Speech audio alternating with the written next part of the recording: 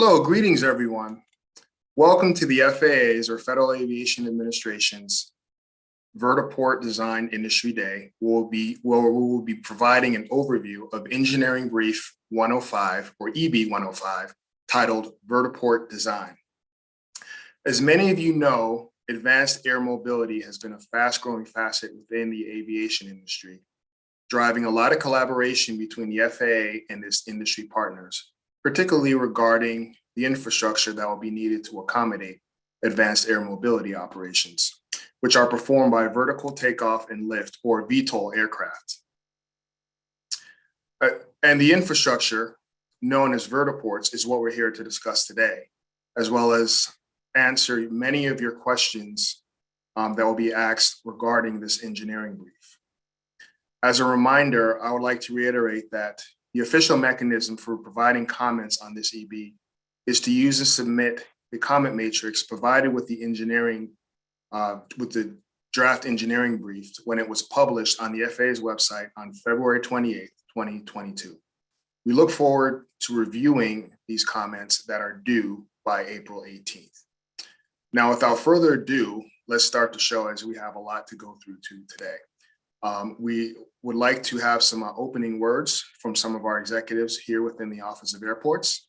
So first off, I would like to hand it over to our Associate Administrator for the Office of Airports, and that is Ms. Shanetta Griffin, who will provide a warm greeting for everyone. Over to you, Shanetta. Well, thank you so much, Mike. I appreciate that. And listen, greetings, everyone. Welcome to all of you from across the world to our Vertiport Design Industry Day to discuss guidance on this topic through the Engineering Brief EB 105. Listen, I am so thrilled to join the agency during this exciting time. The aviation industry has experienced expedited growth in new and innovative aircraft design and operation. Over the next few years, we expect to see more traditional aircraft transition to electric, hydrogen, and hybrid propulsion. And our topic today, vertiports, to support the next generation of vertical takeoff and landing, or VTOL, aircraft is just the first type of operation we expect to see entering the new advanced air mobility, or AAM, market. Not even a pandemic was enough to hinder the resiliency of the aviation industry, and this agency, as we continue to push forward with research efforts and collaboration in the development of these standards. We realize the demand for these new and innovative aircraft and the services and benefits they can provide, and we at the FAA have worked closely across all lines of business to plan for their safe integration into the national airspace system. In fact, a few of those offices are represented here today with us, including the UAS Integration Office, the Aircraft Certification Service, and Flight Standards Service. I want to personally thank all of our colleagues across the agency that have helped us formulate this guidance. Furthermore, we developed this guidance through close engagement with industry stakeholders, including our government partners, professional industry groups, airport sponsors, original equipment manufacturers or OEMs, VTOL aircraft operators, and future vertiport operators. The EB would not have been possible without meetings, conversations, ideal sharing, constructive feedback, and brainstorming with our stakeholders. We truly make it a point to incorporate participation and feedback from our aviation industry stakeholders as we all work to ensure that we operate the safest and most efficient airspace system in the world. As a former consultant, I can appreciate what it's like to be in this position. I would like to take this time to thank our team in the Office of Airport Safety and Standards for the hard and innovative work they've done along with the critical support that they've received from our offices of airport compliance and airport planning and programming. I'd like to also offer our appreciation to the Vertiport research team in the Airport Technology Research and Development Branch out of the William J. Hughes Technical Center in Atlantic City, New Jersey, and their supportive contractors. And I thank all of you all who are participating today and who have provided your professional insight to assist us in developing this new guidance.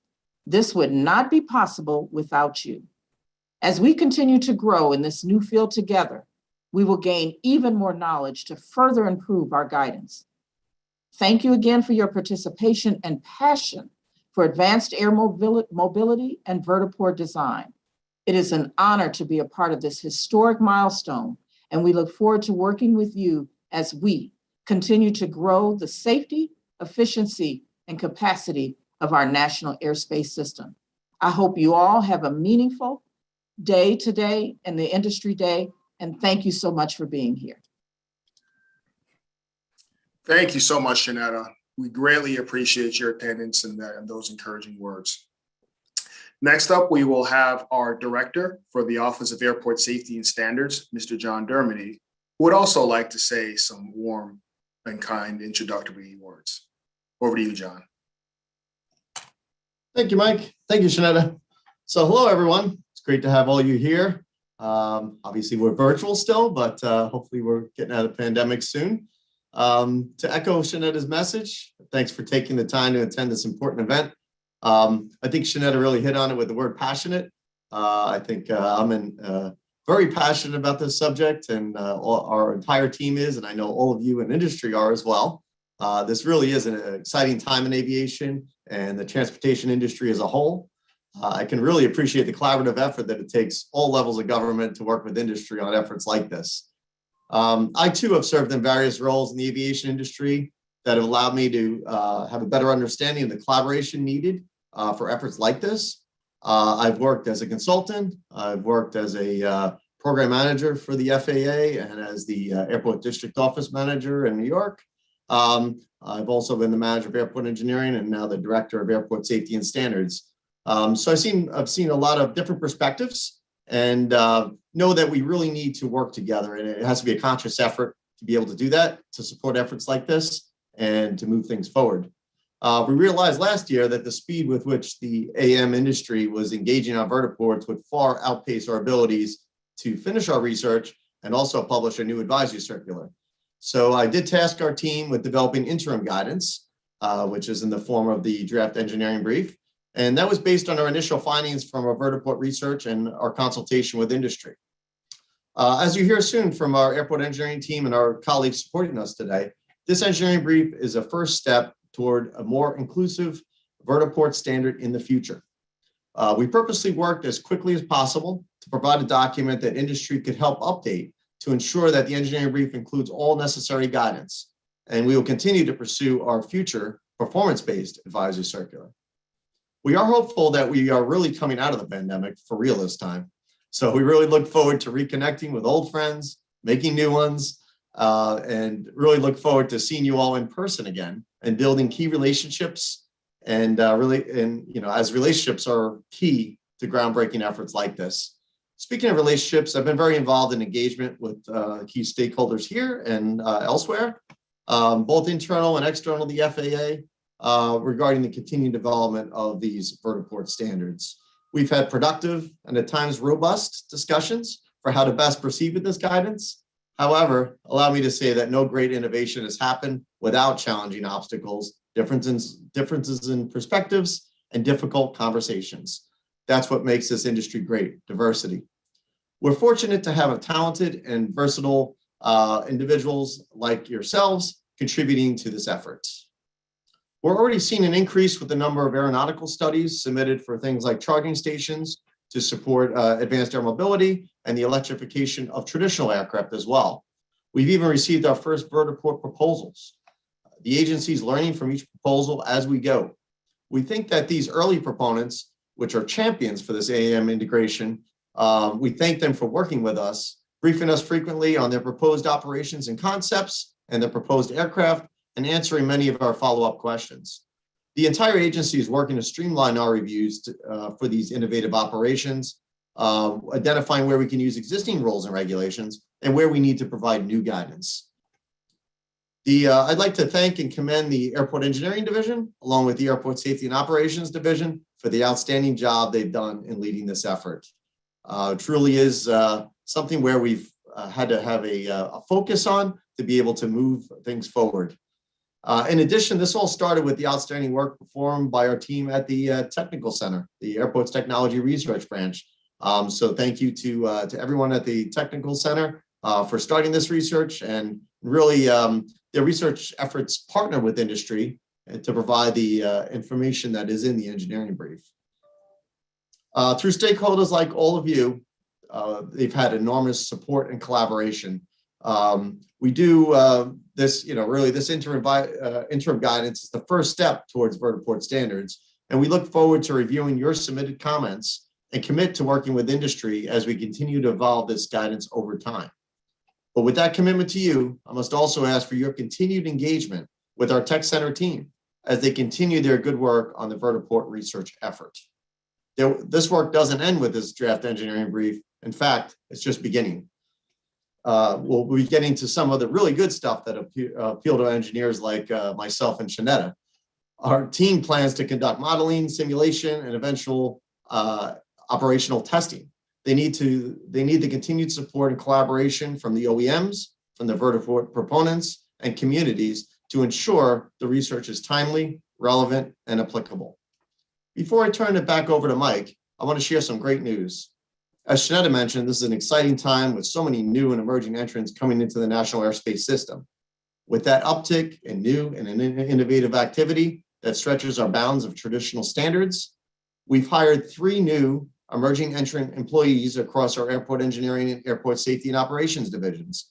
These new program managers and engineer, alongside our new entrant technical advisor, Kerry Lyons, who's been holding the torch for this all along. Our new team will provide full-time support, coordination, and technical assistance in this area. And soon, we'll be standing up a new division within my directorate, combining these professionals under one division with the mission of providing high-quality, timely support for the integration of new and emerging entrants. So thank you again for participating in this meeting today. We look forward to receiving your comments, and we will issue guidance this summer. Thank you. Back to you, Mike. Thank you very much, John. And thank you again to Shanetta for taking the time to welcome all of our attendees. And I do apologize for not introducing myself, so please allow me to do so. My name is Michael Myers. I'm the manager of airport engineering for the FAA. And before I hand it over to our lead panelist to dive right into our discussion, I would like to briefly discuss the format of today's discussion and provide you with some housekeeping rules.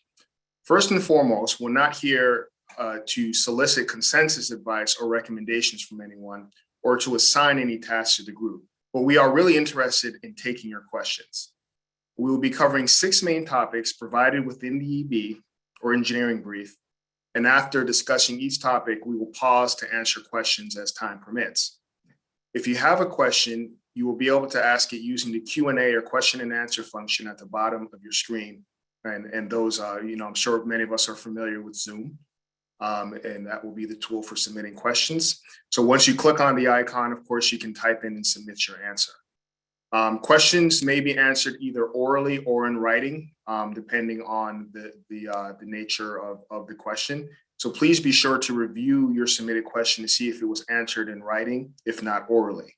We also encourage you to review the other submitted questions and answers in the event that you may have the same question, in which it would therefore be addressed. While we are certain that there will be several questions that we simply won't have the time to answer, we'll be keeping record of all the questions submitted, and we'll take them into consideration when we review them afterward. We ask that for ease of focusing on the subject at hand, that you ask questions relevant to the topic being discussed at the given time.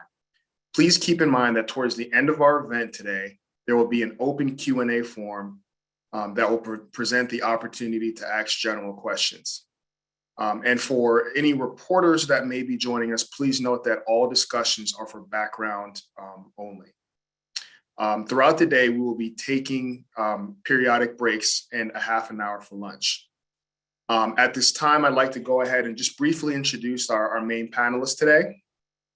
So as I mentioned, our lead panelist is Mr. Robert Bassey. He's been our subject matter expert and lead program manager for the development of this engineering brief. He is within the airport engineering division. We have Mr. From our flight standard service in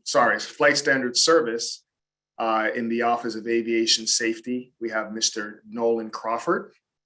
From the Aircraft Certification Service, also within the Office of Aviation Safety, we have Mr. James Blinn and Mark Smaglick. And also from our UAS Integration Office within the Office of Aviation Safety as well, we have Mr. David Dunning and Scott Gore. Again, before I briefly hand it over, I'll just give a quick overview of our topics that Robert will be leading the discussion on. There will be some discussions on FATO, that's final approach and takeoff. We will cover FATO sizing, FATO load bearing requirements, controlling dimensions and harmonization. Overall, composite maximum aircraft takeoff weight, exclusion of hybrid and hydrogen powered aircraft, and exclusion of taxiway and parking guidance. And this will be the discussion or justification behind the approach that we took in developing this EB, which is the first initial step of developing guidance for vertiport design, which will obviously grow and become more robust over time. So with that said, I will go ahead and hand it over to our lead panelist, Mr. Bassi. And Robert, please take it away. Thank you, Mike, and hello, everyone. I'm going to take a second here to share my screen, because I have a few slides I would like to present. So today, as Mike mentioned, we're going to go through our vertiport design engineering brief that's currently in draft form. I'm going to provide you an overview. So here's a broad agenda. I'm going to provide you an overview of the draft. And as Mike also mentioned, there's several topic areas that have been identified based on stakeholder feedback from individuals like yourselves. That includes the sizing of the FATO load bearing requirements, the controlling dimension, how we defined it, and how we would harmonize with ICAO. Composite aircraft weight being limited to 7,000 pounds, the exclusion of hybrid and hydrogen powered aircraft from this draft EB, and the exclusion of taxiway and parking guidance. We do understand that there are other areas that you guys may have questions about, and so we have an open Q&A section at the end to address those questions. We're looking to spend about 30 minutes in each of these topic areas, and hopefully have a robust discussion. I will set up each topic area with a few slides, a few thoughts on our rationale and justification for the draft criteria, and then we'll open up for some Q&A based on the topic area. As Mike also mentioned, I would encourage you to keep your questions per each discussion on a topic area to that specific topic area. It will be most helpful. So to provide an overview of the draft DB, so essentially it's interim guidance as has been mentioned, and it's really to provide that guidance to the operators and infrastructure developers to develop vertiports and vertistops for VTOL, initial VTOL operations. The FAA did have, as many of you are aware, did have a standard on vertiport design in the past. That actually was an advisory circular. That was canceled in July of 2010. The primary reason for that cancellation was really a lack of industry use of the standard in developing vertiports at the time. The specification information, that was identified in that advisory circular, we reviewed it, and it's generally not applicable to this next generation of VTOL aircraft. That advisory circular at the time was largely based on that very large two-rotor aircraft, such as the military's Beale V-22 Osprey and the Augusta Westline AW609. As such, as has been mentioned in the introductory remarks, we're looking ultimately to develop a new advisory circular that will essentially define what the requirements and specifications are for planning, for design, and establishment of a landing gear and a structure that is best suited to serve this next generation of VTOL aircraft. The landscape, as we all know, is rapidly changing.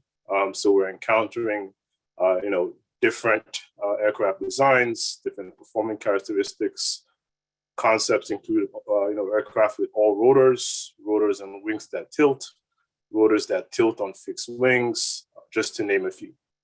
So we're really ultimately looking to shift from a prescriptive or compliance-based standard to more of a performance-based standard. What that will result in ultimately is an infrastructure standard that is not a one-size-fits-all. We would have categories of facilities that will require different design criteria that would depend on the characteristics of the aircraft that facility is intended to support. With the standards for vertiport infrastructure being based on the design characteristics and performance capabilities of VTOL aircraft, that will be the basis for those standards. But that would involve us doing several things. We would have to, identify any susceptibilities in aircraft design to specific aerodynamic issues. Given the current number of VTOL configurations that we've encountered, as I've mentioned earlier, we would need to account for each viable configuration and see what they may or may not be susceptible to. And then as we identify those susceptibilities, we would need to account for that, potential issue with an appropriate risk mitigation strategy, either through some sort of operational limitation or through infrastructure or vertiport design. Before I delve into the research, just to kind of further flesh out that point, we would have to then define VTOLs into various performance classes. Some of you that are familiar with the ICAO heliport design standard or are familiar with the idea of performance classes for helicopters, we're looking to ultimately go in that direction. We think it's an appropriate consideration in setting vertiport design standards. And we'll have to classify VTOL aircraft based on their performance capabilities, their size, the aerodynamic issues, as I've alluded to earlier, their maximum takeoff weights, the battery size, among other key elements in considering and designing vertiports that are appropriately sized and have clear airspaces. So there's a lot of research that's brought us to this point, right? As been mentioned, working with our technical center and the team there and the research contractors, we've had to, investigate different VTOL aircraft technologies, determine the maturity of those technologies, conduct several evaluations, although limited at this point. We've done a literature review and a gap analysis. Based on that literature review, there's been extensive industry engagement. We've had 2 rounds of questions focusing on sizing, critical performance, and infrastructure needs. We've held several technical interchange meetings with each OEM. Each of the OEMs that is reflected in the composite aircraft that I'll get into later in the presentation. And also we've, had support, as I mentioned, from, other lines of business within the FAA, from, industry organizations. So there's been several channels of engagement to get us to this point. I would continue to stress, though, that industry has a key role to play and continues to have a key role to play in the vertiport research process, and that is collaboration. We cannot do this without you and your candor and your transparency. We're continue to look to engage industry to collaborate on operational and simulation testing opportunities of some of their prototype vehicles for data generation in support of, standards development as we try to work to revise this draft engineering brief and get to a performance-based advisory circular. I will continue to work with, as we have in the past, with industry associations and government partners to try to identify and resolve challenges and gaps, as well as deliberate key policy issues as they pertain to vertiport infrastructure. So what's in this engineering brief? Let's get down to the brass tacks here, right? So this engineering brief is directly based on performance data that we've garnered from certain mature VTOL aircraft manufacturers, which includes some OEMs that are currently approaching FAA aircraft certification.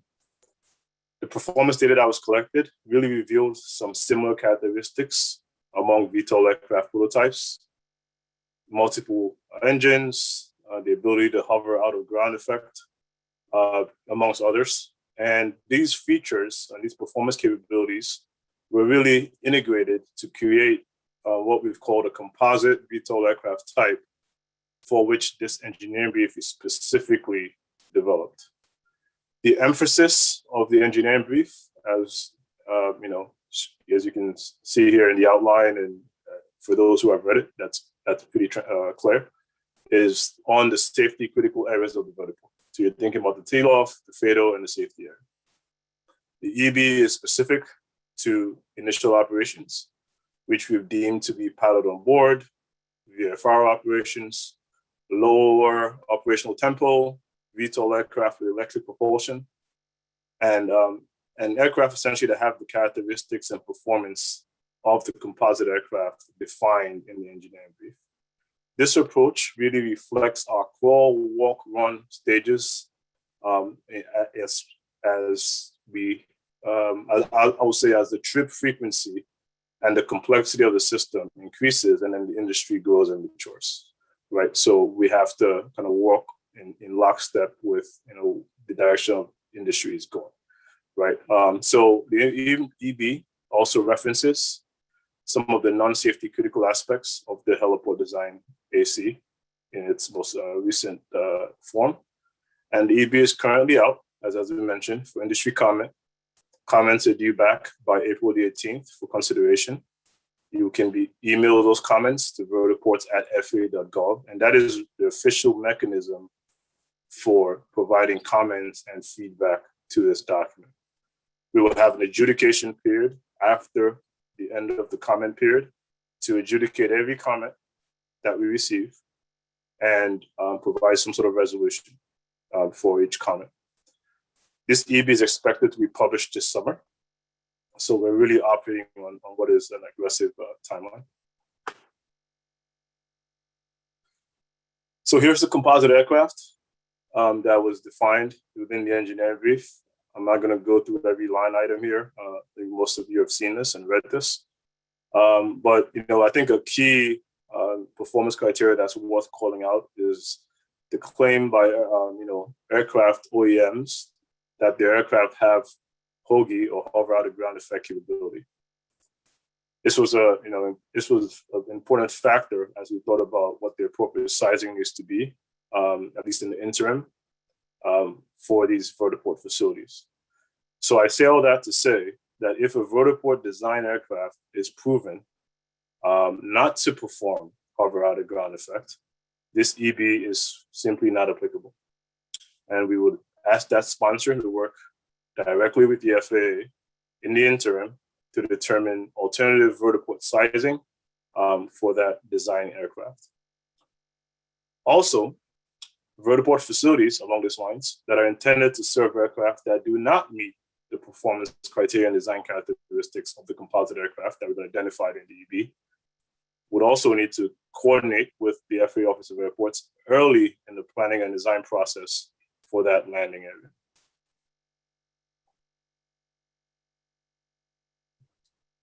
So here are the sizing requirements for the vertiport safety critical areas recommended in the EB.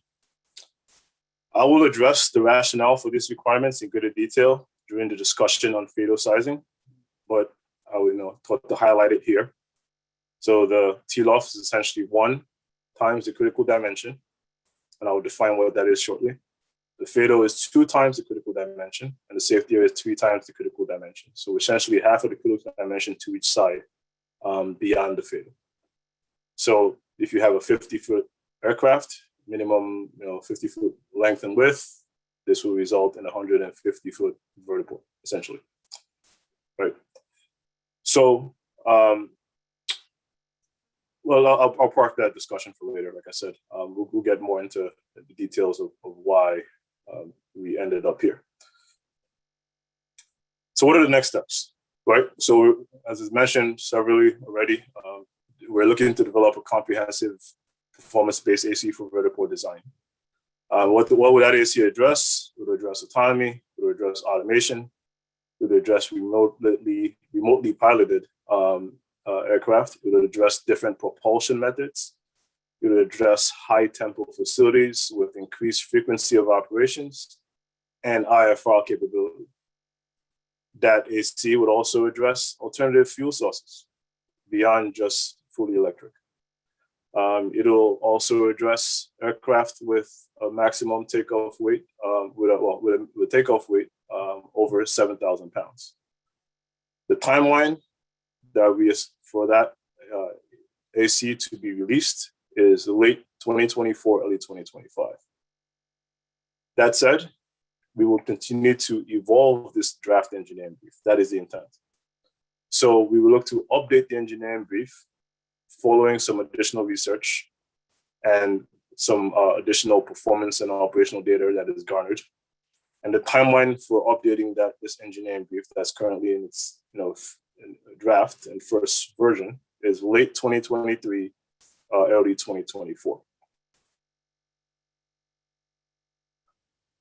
So what's some of the upcoming research that I keep pointing to, right? So to support the development of this comprehensive vertiport design AC, we will need to conduct research to garner VTOL aircraft performance data on such things as the downwash or outwash effects, thermal runaway, more specifically, related to the batteries for the VTOL aircraft, particularly eVTOL aircraft, to ensure that there's safe passenger egress in the event of a thermal runaway.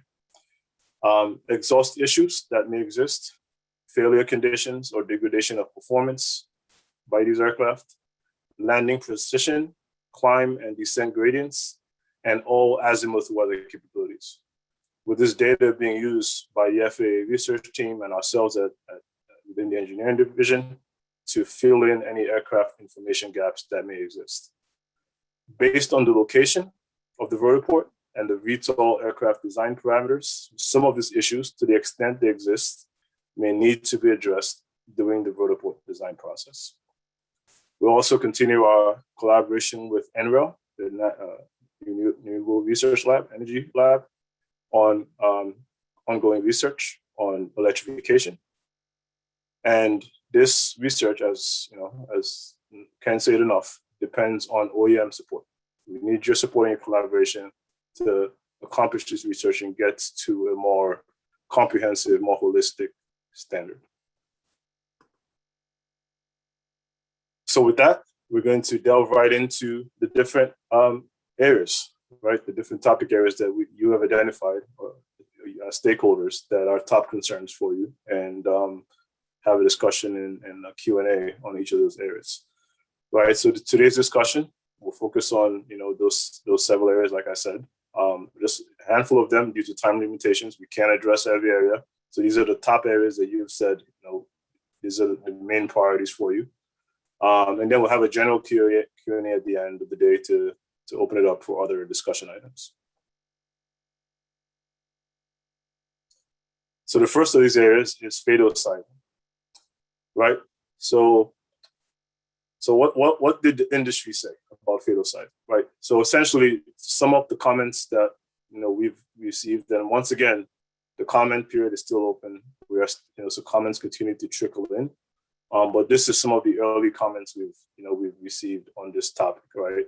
The comment, in summary, is that it's the sizing of the FATO is overly prescriptive, and it's maybe too restrictive, right?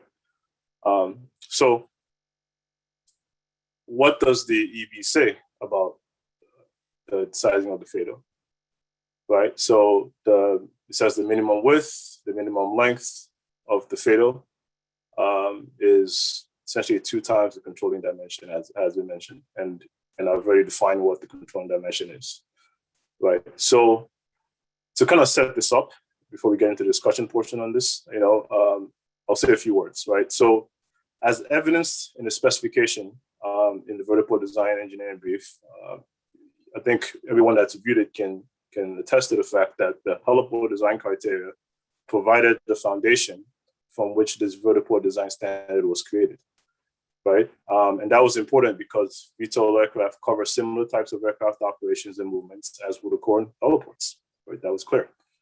The offloading and loading of passengers will be similar to that on heliports, as will aircraft parking, taxiways, marking, lighting. However, the dimensional geometry for vertiport safety critical areas may warrant differences from heliports based on design characteristics and performance capabilities of these emerging VTOL aircraft. Emphasis on the word may, right? So while there are published sizes for FADOs and TLOFs in heliport design guidance for helicopters, it must be demonstrated whether these sizes, particularly the general aviation heliport size, is applicable to emerging VTOL aircraft or not. It may be that they are too large, it may be that they are too small, or it may be that, which we believe will be the case ultimately, that they can be varied based on the aircraft performance capability. Only comprehensive knowledge about the aircraft and their performance capabilities will allow for this determination. As such, in the interim period, as we conduct research to better understand these performance capabilities for these aircraft, it is not prudent to employ the general aviation heliport ground space requirements as a broad-based standard, as they may be inadequate to cover the range of VTOL aircraft and operational conditions that will be routinely encountered. Once again, this is supported by the persistence in the lack of certain performance data, particularly with respect to engine failures during the takeoff and landing segments of flight, the downwash characteristics and impacts of VTOL aircraft, just to name a few. Some of this information is just not readily available. We've asked for it, right? Considering the nascent stage of the AAM aircraft, and this information will need to be researched. This necessitates that we are somewhat conservative in our design recommendations and look towards our transport heliport design requirements in order to ensure safe initial operations. Those transport heliport design criteria call for more extensive airside and landside infrastructure.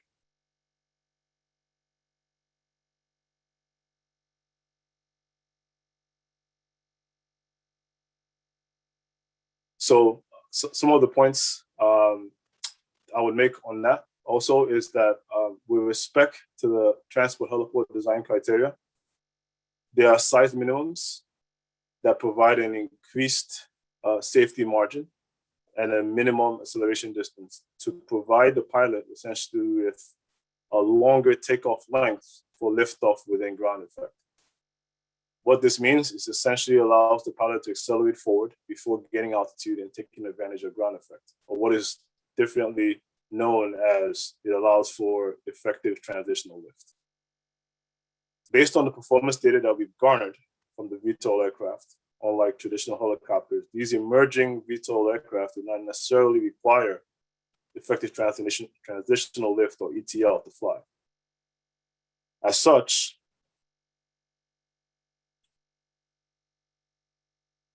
sorry about that. As such, the safety critical areas minimum sizing for transport heliports is intended to accommodate the acceleration distance required to achieve ETL, right? And this minimum acceleration distance required to achieve ETL is not included in the transport heliport design requirements. That is included in the transport heliport design requirements is not included for VTOL aircraft. So our interim guidance for vertiport design as far as sizing, we have settled, as you all have seen, on transport heliport sizing criteria without the recommended minimum sizes. So that's why we don't have that 200 feet minimum, that you would identify with a transport heliport in our proposed standard. We also employ a controlling dimension, or CD, of an aircraft, which, as I've mentioned, represents that longest distance between the two outermost opposite points of the aircraft. So you can think of like the wingtip to the wingtip, the rotor tip to rotor tip, or rotor tip to wingtip length of the aircraft. And that's really measured on a level horizontal plane, and it's intended to include all the adjustable components extended to their maximum outboard deflection. This really is a substitution of the tip-to-tip span of the aircraft for the rotor diameter that was employed in the heliport design advisory circuit. And this continues essentially the FAA's history of success in using the aircraft size in designing airports and heliports, and in the case of heliports and vertiports, in determining the appropriate dimensions for the FADO, the TLOF, and the safety area, the apron, and clearances between surfaces and aircraft. So with that, I will open it up for questions. And as I mentioned, please enter your questions into the Q&A box and keep these questions pertinent to the topic of fatal sizing. All right, Robert. We'll get to the Q&As in the question box. Just a few general questions on that have been popular questions asked by industry. Is there a pathway to a less restrictive fatal sizing in the future? Absolutely. And that is the intent, right?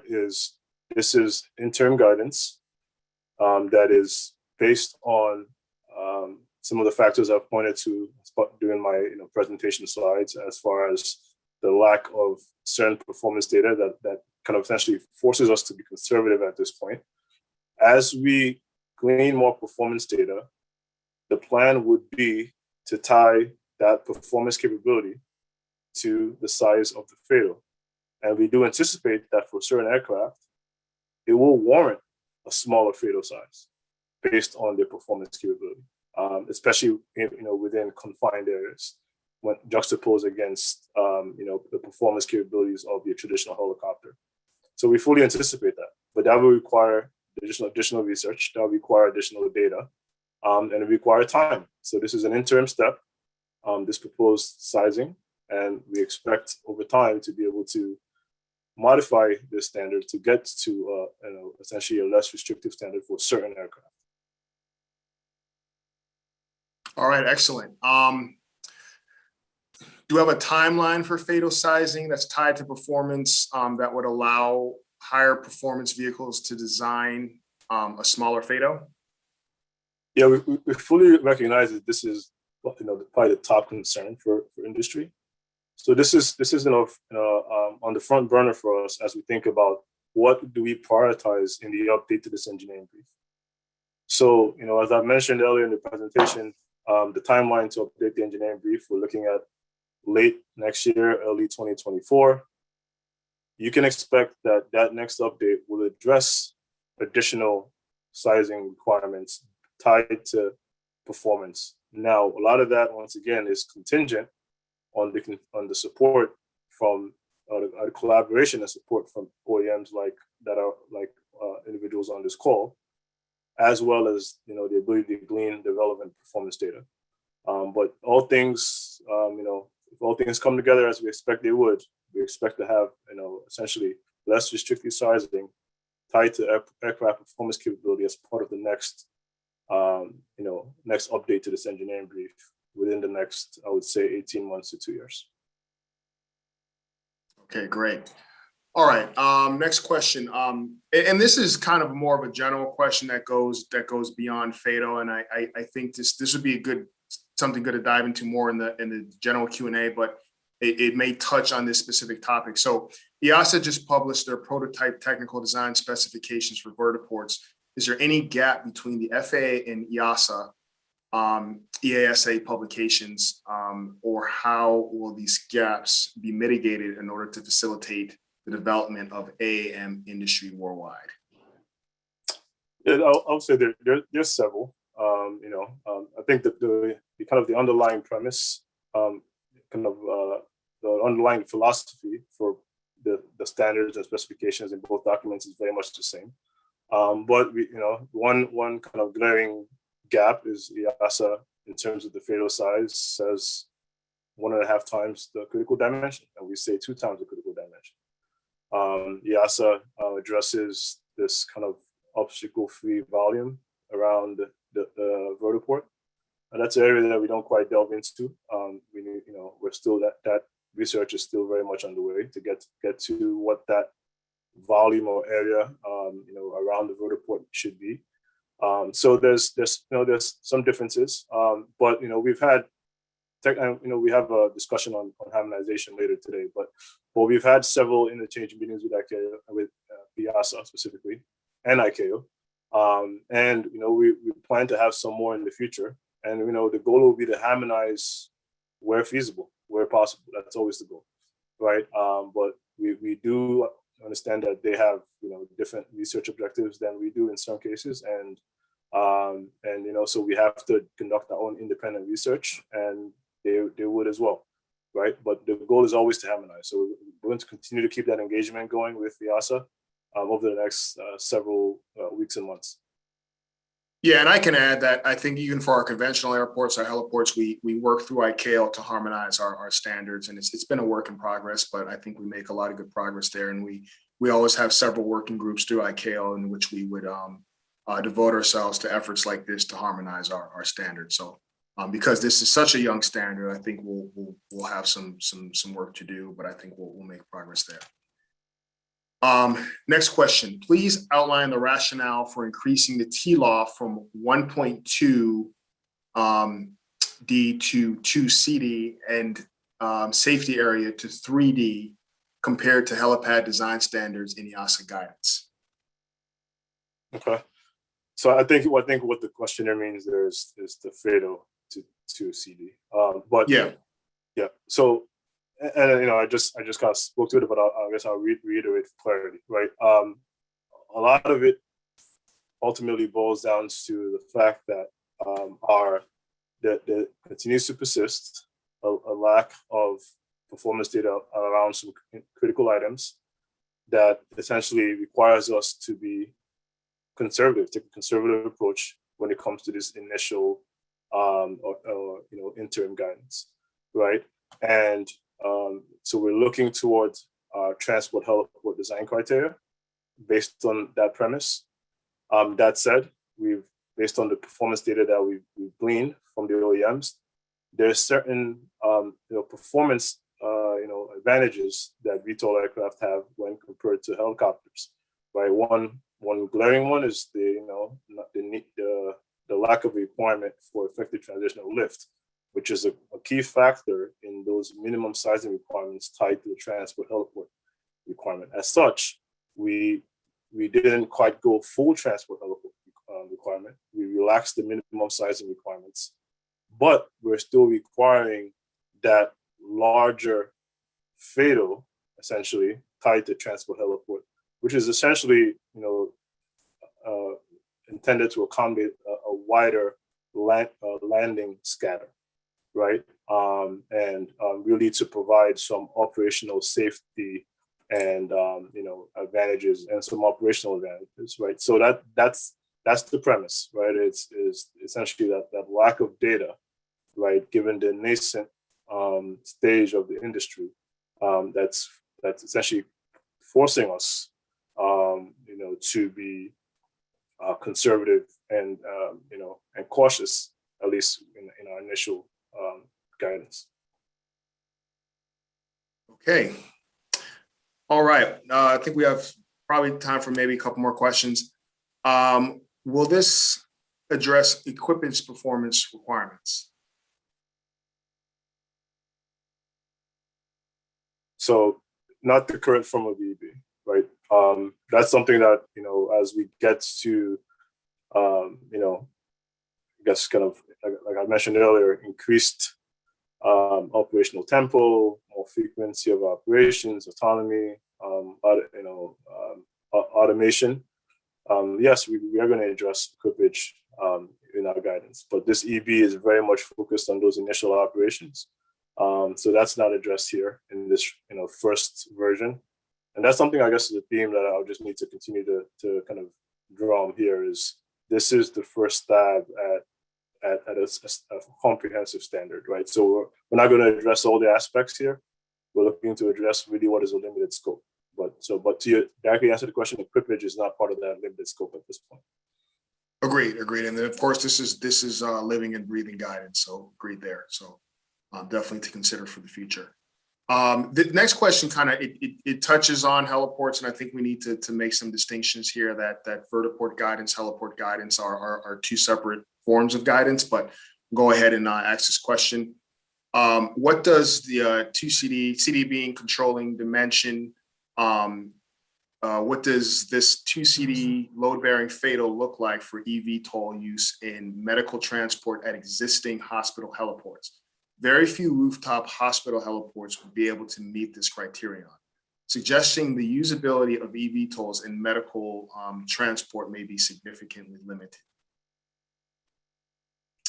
Yeah, I mean, we fully recognize that, right? So I guess in practice, that heliport would need to be converted, if that's being built in this intervening period. So we have, performance-based criteria, and either in a revision to the EB or in the comprehensive AC, that would need to be converted to a vertiport, which would mean there would need to be upgrades made to that facility, right, to increase the size and the load-bearing capacity of the FADO to meet this requirement.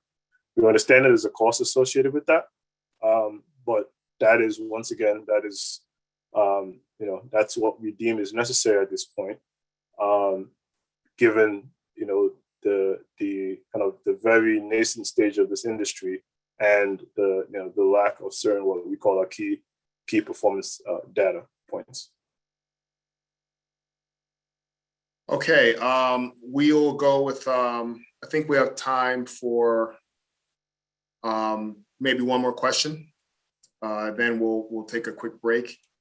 Can the maximum takeoff weight limitation be increased in the final EB above 7,000 pounds, particularly if additional OEMs are only slightly heavier? Can it be made consistent with helicopter and small aircraft weight standard? For example, 12,000 pounds or 12,500, I'm sorry, 12,000 pounds or 12,500 pounds, respectively. So the short answer is yes, but I don't really want to front run. We have a whole topic area dedicated to that discussion, so I really don't want to front run that, and so we'll get more into that later in the day. But the short answer is yes. Okay, excellent. All right. I think, let's see where we are on the agenda. I believe. All right, so I guess that concludes the FADO sizing discussion. And then we should be able to take a 5 or 10 minute break. I think we're running a little bit ahead of schedule. So we will go ahead and take we can take maybe a 10-minute break. Then we can reconvene at just past noon. The time I have is 11:52, and we can reconvene at 12:02.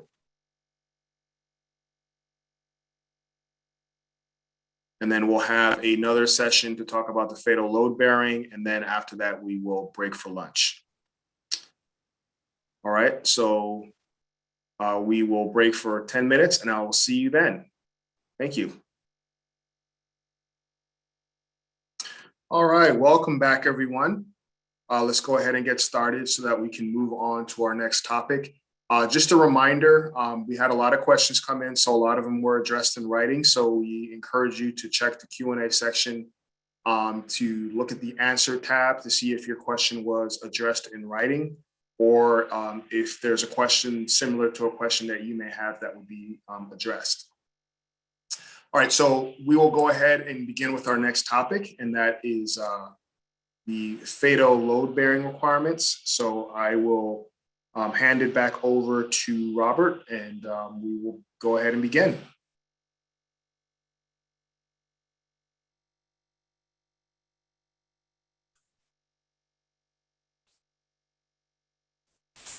Over to you, Robert. Thanks, Mike. All right. So we got the slide up. All right. So as Mike mentioned, FADO load bearing requirements is the next topic. And once again, for maybe those that join late, these are topic areas that have been prioritized by some key industry stakeholders, and that's why we're addressing these and maybe not others. But there's also an open Q&A at the end. So if you have questions that are outside of these topics, there'll be an opportunity to bring those up, right?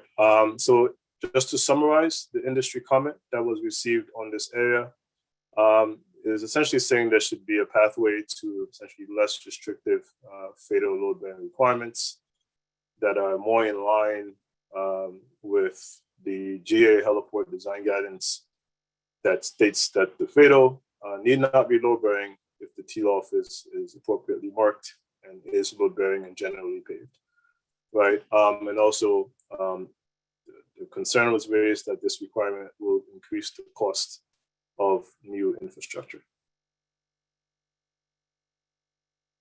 So what does the AC, or the EB, actually say about load-bearing requirements? It simply defines the FADO as a load-bearing area. And what this implies is that the entire FADO should be capable of supporting the dynamic loads of the designed VTOL aircraft.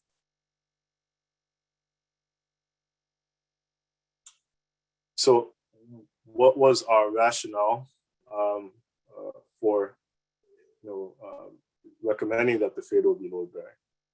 Once again, it goes back to limited tangible data available, right?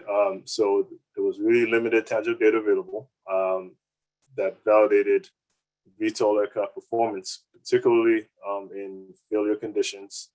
And what this calls for is when you consider the range of VTOL aircraft types currently being contemplated, it calls for at least accommodating a potentially wider, a wider TLOF and a load-bearing FADO than currently required for general aviation heliport in order to accommodate that potentially wider landing scatter and decrease climb performance in different scenarios. Once again, given the range, especially given the range of the wide range of VTOLs in the present market. And this load-bearing requirement requires that the FADO, as I mentioned, support the dynamic loads of the VTOL aircraft. And what that means is essentially is that it support 150% of the maximum takeoff weight of the designed VTOL aircraft.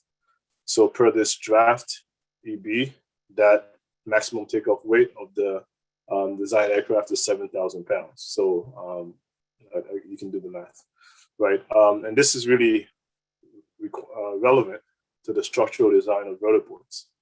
And that dynamic load-bearing FADO will really enhance the safety and operational efficiency of the vertiport in the interim when the lack of validated aircraft performance data persists. As we conduct additional research, which is needed on load-bearing requirements that will take into account emergency landings, both on the surface and both on raised or elevated vertiports. The research will allow criteria to be developed for load-bearing capacity for vertiport pavements and landing pad materials. Another unknown that's related is tied to the structural integrity of the particular landing area is what the impact of a fire involving a lithium-ion or similar battery system may have on the landing surface. One important point I would make here is that if your FADO is load-bearing, you need to design the portion of boarding the TLOF to be contiguous with the TLOF, and then have the adjoining edges at the same elevation. So with that, let's open it up for some questions. Once again, please enter your questions into the Q&A and keep them relevant to this particular topic. All right, I'll start it off and ask again, pretty frequent question. What is needed to modify the load-bearing requirement, and does the FAA plan to get to a non-loading bearing FADO requirement in the future? Yeah, similar theme occurring here, but ultimately it boils down to that additional research that needs to be conducted, right? We fully intend to get to, for certain aircraft, once again, not a one-size-fits-all, for certain aircraft tied to their performance, particularly within failure conditions, tied to other characteristics of the aircraft, get to having a non-load-bearing FADO and simply marking and lighting the TLOF, similar to as we would with GA heliport. But we need that additional data to support that, requirement. And so till we get there, that's why we're going with this somewhat conservative approach, right? But so to get to that point, require additional research that's already being mapped out, and we require collaboration from OEMs and stakeholders to to effectuate that research. All right, thank you. All right, let's go to the next question. The definition of FATO as a load-bearing area could impede accommodation of VTOL operations at existing heliports even after refurbishment due to space constraints. I'm assuming refurbishment means conversion of heliport to vertiport. I'm assuming. Why do it more restrictive and against the conceptual idea of the heliport design and operation?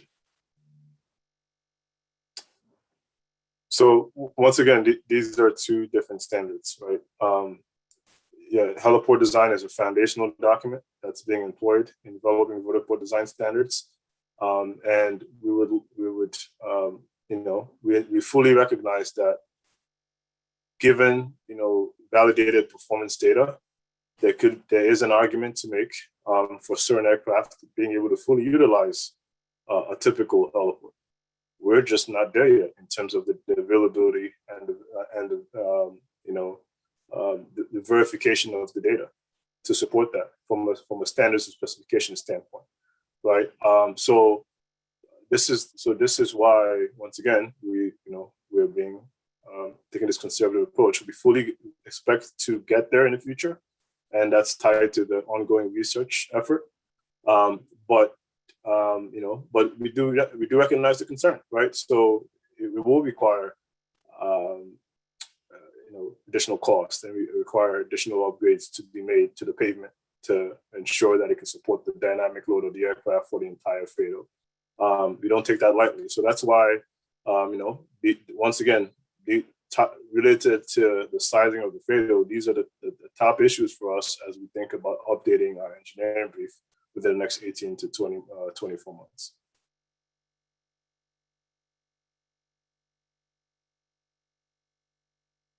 Okay. Next question. Let's see. Will the FAA consider only Cat A type of operations to achieve climb performance, thus CSFL, and define bearing loads? Cat B is a controlled descent. The presentations inherently state CSFL. Okay. So maybe this is one I'll turn over to my colleague in aircraft cert, if he's willing to address what the FAA will consider in terms of performance.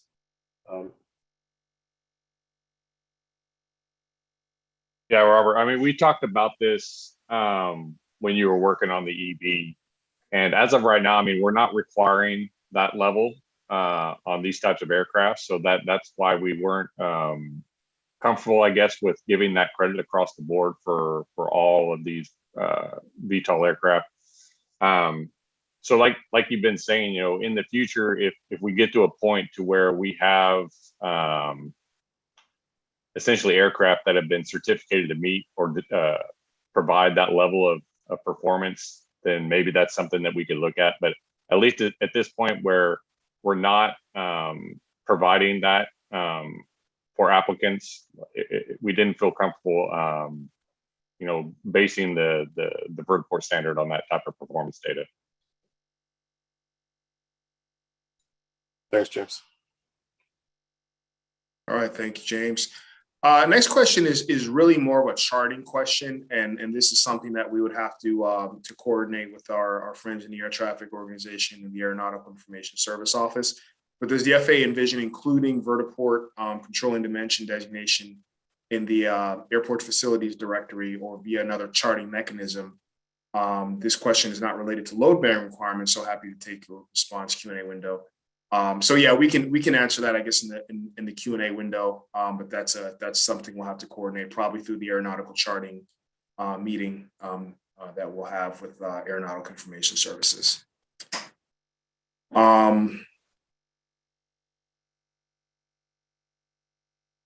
So let's see, elevated facilities will require, and again, this might be more of a flight standards aircraft cert question. Elevated facilities will require PC-1 Cat A operations capability contain a rejected takeoff for failure before reaching TDP height, smaller helicopters are sometimes requiring larger FADOs than larger helicopters. Have you considered the twice the controlling dimension might not be sufficient for our TOD? So before I turn it over to Nolan, to maybe he has an opinion on this, but I would, it is, from a vertical design perspective, we have thought about this, right? And that's why, once again, once we get to, performance-based criteria, we do anticipate that, although as I've alluded to, some facilities might be smaller in terms of footprint, but some might be larger. All of it depends on, the operational template and the performance characteristics and design characteristics of the particular aircraft. So I think that's something we're considering. Definitely not part of this within the scope of this draft engineering brief, but that's something we're thinking about in terms of future guidance. I don't have any thoughts, Nolan, from an AFS perspective on that question. And Robert, I support what you said there. That is something that we're looking at as we get more performance criteria and capabilities of the new vehicles as they come in and online. That is something that we'll have to work partnership with you guys in airports and also with our teammates over in aircraft cert as we get a better understanding to know what we can and cannot do with the new entrance type vehicles. Thanks, Nolan. Yes, sir. All right, next question. How does the FAA intend to maintain a level playing field? And again, this is a heliports versus vertiports question. How does the FAA intend to maintain a level playing field between helicopter and electrically powered VTOL aircraft with respect to infrastructure? If performance data, which the FAA has not specified targets for, and accommodation of the aircraft in failure are not presently being applied to helicopters at heliports today. Okay, so once again, these are really separate, in our minds, separate. I mean, there's a lot of similarity, so we're not going to ignore that. But these are ultimately separate prongs here in terms of heliport design and vertiport design, right? That said, the questioner brings up a very valid point. This is something that we're also grappling with in the heliport design world as far as performance data. So we in the US, as many know already on this call, we have a prescriptive heliport design guide. Our counterparts in ICAO and other parts of the world have more of a performance-based standard. We want to move towards a more performance-based standards for heliports as well, right? So that effort is also happening, I would say, concurrent to this, but it's not the same effort, I guess is the point I'm looking to make here. So we're pursuing that. We're looking to get to a performance-based heliport design guide as well, which would require us to better understand the performance characteristics of helicopters and group them based on those performance characteristics, the stability, the aerodynamic issues, and other factors. But that's not an effort that we're tying necessarily to this vertical design standards development process. All right, thank you. Next question. It seems that there is an assumption that all eVTOL will be in air taxi service, and that therefore a vertiport must have even more conservative standards than heliports supporting air taxi service today. How does the FAA intend to promote a safety continuum approach for eVTOL that may be in private or low cadence operations? That's a great point. So, and that goes to the operational template, and the concept of operations for that vertiport, and that's also what we would need to factor in to our performance-based design, right? As we categorize, as we develop categories for vertiports, that is a key factor. Is the frequency of operations, the vertiport location. So it's not just based on purely the performance characteristics of the aircraft itself. There are other elements that will need to be factored in, and that is a key aspect to that development of those categories. Once again, that's work that's ongoing, and that will culminate in that performance-based AC.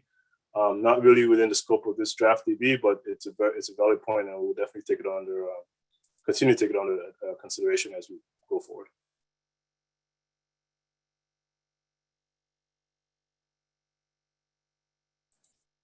Okay, thank you.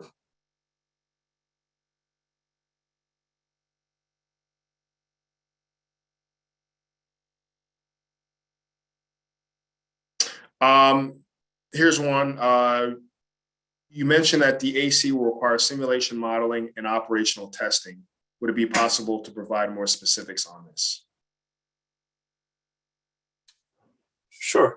So, in terms of modeling, simulation, this is work that's being done by our research team at the Technical Center. We're actually scoping that work out right now, and so some stakeholders might already be in the know as to kind of the locations and types of locations we're looking to model, and and so on, and the type of designs and topologies we're looking to model, right? So that work is ongoing. I think we're starting off with 6 to 7 locations, and we look to expand beyond that in the future.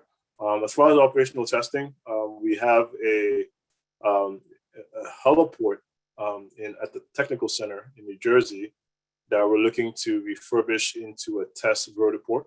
But we also recognize that it might not be feasible or prudent for some OEMs to bring their prototype vehicles to that facility.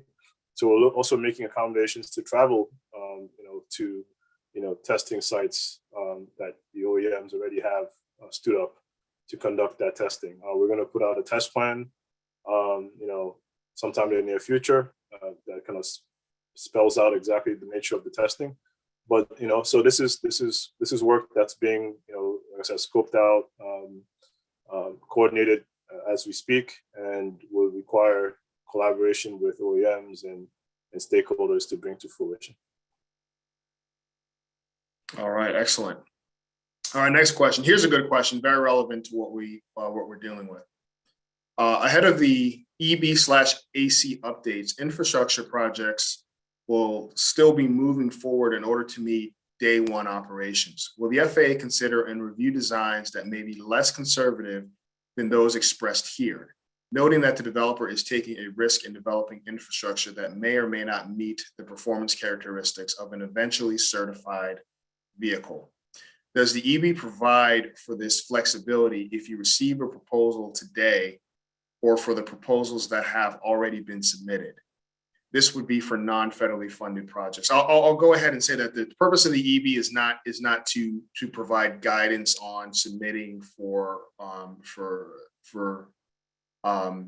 sites that might be deemed non-standard. It's just it provides design guidance for vertiports moving forward. So it's not this EB is not intended to provide guidance on a specific process for making a proposal for landing area to the FAA. That is a separate process, but I'll see if Robert has anything to add to that. Sure. So, I mean, would we consider, locations or designs that are, probably not as conservative or don't meet the standard? I mean, we would review it, but I think we would opine based on what the standard is at the time, right? Now, if there's coordination with the FAA early in the process, there might be an opportunity, depending on exactly what is being proposed, right, to present some data and to and as I mentioned earlier, right, there's an opportunity to coordinate closely with the FAA and present some of the data that we think is missing that would allow us to maybe make to accommodate a less restrictive sized FADO or what have you, right? But absent that data, we would I guess our opinion will be based on what the standard is at the time, right? So which would be the published. Well, I hope at that point, based on anticipating the question at that point, the published engineering brief, right? And then also recognizing that this engineering brief will look to be revised again in the near future. So a lot of it depends on the timing of the proposal, the current standard at the time, but our opinion will always be tied to that. And not to speak for our colleagues in flight standards, they will also look to our design standard at the time, right, in evaluating the site, right. So that's always going to be kind of our linchpin in the process, right. So I don't know if you have any thoughts on that, Nolan, as far as what you guys would be, utilizing standard-wise and evaluating a proposal that's maybe not doesn't quite meet the standard. As we do today, with the 150-392 Charlie, the heliport design guide, we try to base our evaluation of the location off the criteria. In this case, it would be the EB or eventually the AC, but that's what we would base our evaluation of once it got to that point. So we would definitely have to be in partnership and coordination with you guys and Aircraft Cert to make sure if there was anything outside of that guidance, we would be on solid ground before we could accept it. As you all know, the process for proposing a landing site is through Part 157, the landing area proposal, in which it would be submitted through our obstruction evaluation for airport and airspace analysis, OEAAA. So that would be the opportunity for the Office of Airports and Flight Standards to review the site and to make a judgment that it is safe for operation.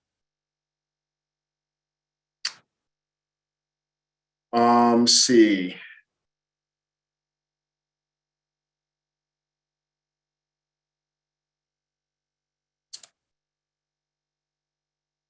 All right, so as a follow-up question, will the FAA be explicit about its willingness to cooperate closely with I think they may have meant to say another entity, on submission of missing data to accommodate deviations from guidance when submitting plans to state permitting authorities? Also, does the FAA intend for states to use their existing heliport permitting processes for vertiports if these are different classes of facilities? That's an important question for that state and local municipality permitting is very important to this also. Yeah, so I'm hesitant to answer that. I think, I don't know, Mike, if you question maybe you want to take, or maybe Carrie or someone that, because I have an opinion, but I don't know what the. I would just it's hard to follow the question, but I think the second part, I think it is important to emphasize that depending on the state or municipality that you're in, there might be standards or specific permitting processes to comply with there when you're looking to propose your vertiport. So that is important to know. I guess I would just maybe say this. This is probably safe to say. If there is a deviation from the standard, we would need data.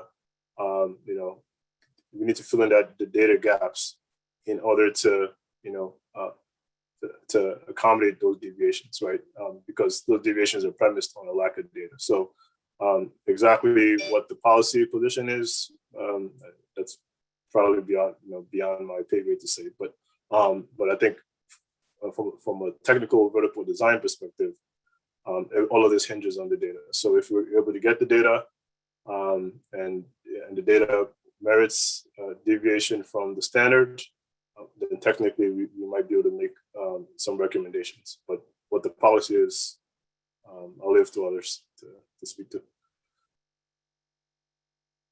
Okay, I think we have maybe time for one, maybe two more questions before we break for lunch.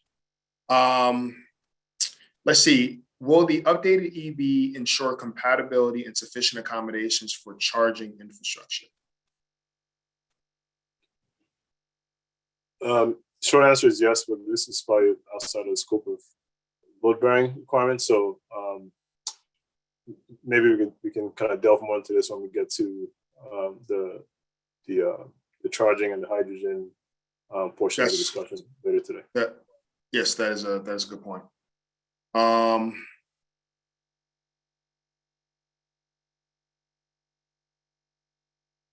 And I think as far as just questions relevant to that topic, I think that's I think that answers, and I think there's some other good questions here, and I think we can tackle them when the opportunity arises. All right. So that said, it's I have 12:31. So we are going to break for lunch for 30 minutes, and just past 1 o'clock we will reconvene. Okay. Welcome back, everyone. We hope that you enjoyed your lunch.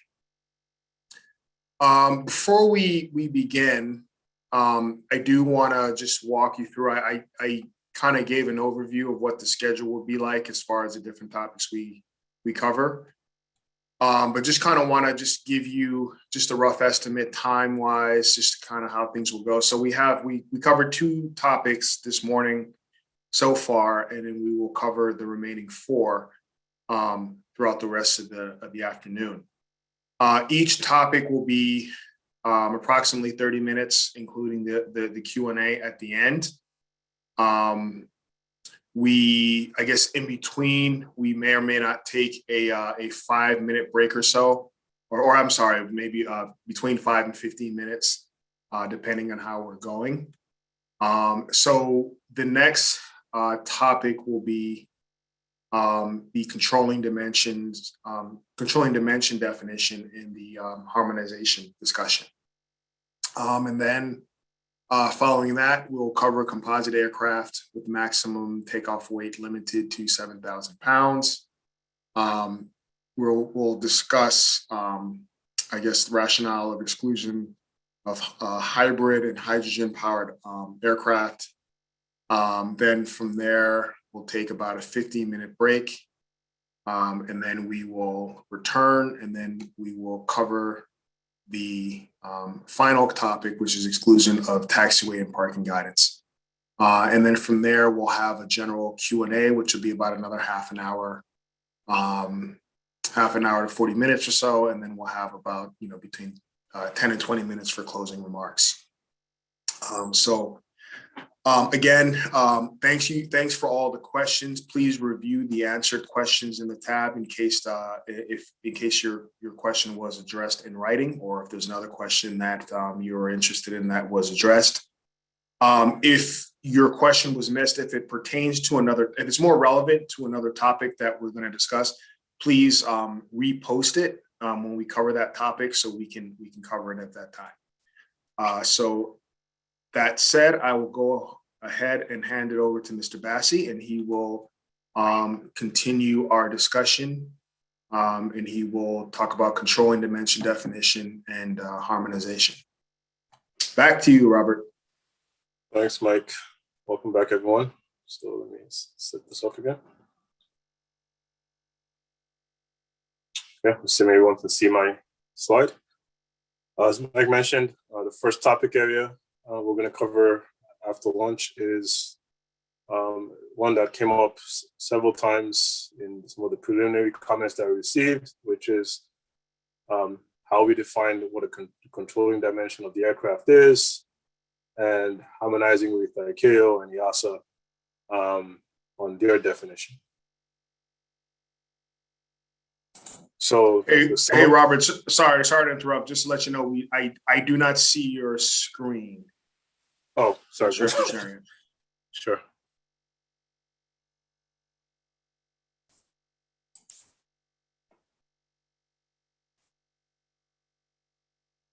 It's the technical difficulties of operating in a virtual environment. Let's do this again. Okay. All right. Hello, no. All good. I can see it now. Okay. Thanks, Mike. Thank you. So just to summarize the comments that we received, there was essentially the proposal to harmonize with EASA's definition of essentially D value, which is based on essentially the smallest enclosing circle, where EASA would define D as the diameter of the smallest circle enclosing the VTOL aircraft projection on a horizontal plane, while that VTOL aircraft is in takeoff or in a landing configuration with the rotors turning. So that's how EASA has defined it. And the commenter or the comments essentially kind of put forward the idea that this is a good way to clarify what the max diameter should be, given the wide variety of designs, VTOL aircraft designs that are currently in development. As far as our interim guidance, we have defined controlling dimension as the longest distance between the two outermost points on the designed VTOL aircraft. So once again, you can think wingtip to wingtip, rotor tip to rotor tip to wingtip, fuselage to rotor tip. And that's also similar to EASA. It's measured on a level horizontal plane. And our definition includes all the adjustable components extended to their maximum outboard deflection. So before we get into the rest of the juxtaposition of the two,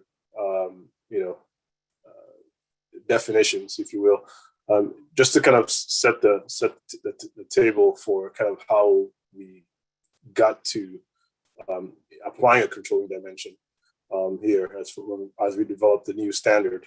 So for us within the FAA, obviously we have our heliport design criteria. That's that foundational document we leveraged in developing the standard. And the heliport design criteria for helicopters has a design helicopter main rotor diameter, and where you have an overall length, and that overall length is shown to have a very consistent ratio with the rotor diameter. So essentially, it's the rotor diameter equals 0.83 of the overall length. In development of the vertiport standard, that consistent ratio, or such a consistent ratio, is we don't have one established essentially for VTOL aircraft, and that goes to kind of the underlying premise for both the EASA and the FAA definition, which is there's just very different VTOL aircraft configurations. They're currently being contemplated, and you have essentially in most designs no main rotor. You have multiple rotors involved. You have some designs in the number of 2 rotors, and in some cases, 2 in the case of like a standard tilt rotor aircraft, but in some cases you have 12 or more rotors in some concepts that we've seen, right? So the basis for that conversion ratio that exists for helicopters and heliport design is not essentially, it's not been proven in relation to VTOL aircraft, right? So we had to come up with a controlling dimension. So and that is allows us to determine what the largest dimension is for that aircraft. The key point here, as far as the definitions, is that the intent of the definitions for both the FAA and EASA is the same. This is a discussion we've had with EASA, right? So the goal is try to estimate, once again, what that largest dimension of the aircraft is in order to determine the appropriate dimensions of the safety critical areas of the vertiport. As far as the idea around harmonization of the specific definitions, once again, I don't think we're that far apart. So we've engaged with a technical interchange with EASA in the past, and as I've mentioned earlier in the day, we have further discussions scheduled with EASA, and this is one where we might end up harmonizing one, right? Frankly, we have to see how the discussions play out. So we're going to deliberate harmonization on several technical issues, this being one of them, and we will try to harmonize where feasible. With that, I'll turn it over to questions. And once again, that's per regular order. Please enter your questions into the Q&A.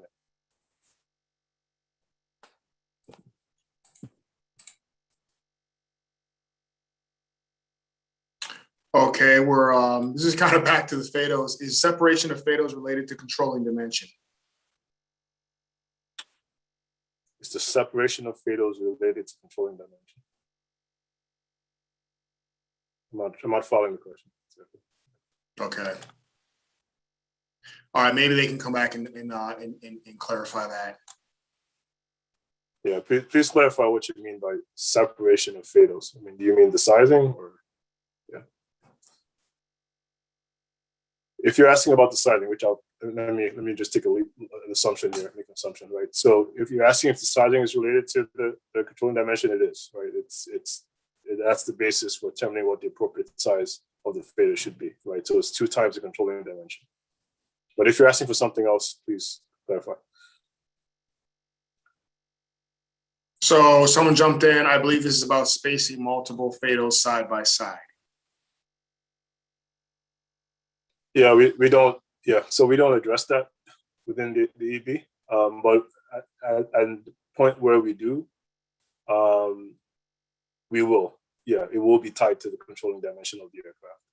But that's not, the idea of multiple fados side by side is not something that concept that's addressed in the EB, right? So just to kind of level set, what that limited scope is. Once again, the idea is you have one aircraft utilizing the safety critical area of the vertiport at a time. So you have one aircraft in the fader, one aircraft in the TLOF, the safety area at a time, right? And this will come up more in the discussion we have on taxiways and parking. But when we do get to other concepts and topologies, we will look to address side by side fados, and controlling dimension will certainly play into that.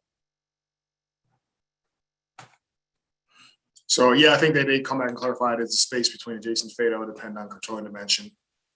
Someone said, I don't know if that's a question to the individual who asked the question or to us, saying, wouldn't that be tied to the safety area?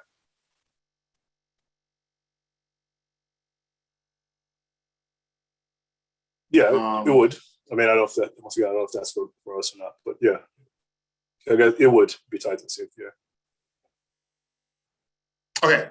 All right. Next question. If the intent is for the TLOF to fully contain the vehicle, why isn't the controlling dimension the maximum of the width or length, as a squarish type of vehicle would have a lateral dimension making for a larger TLOF than the vehicle? But they're not necessarily all going to be squarish.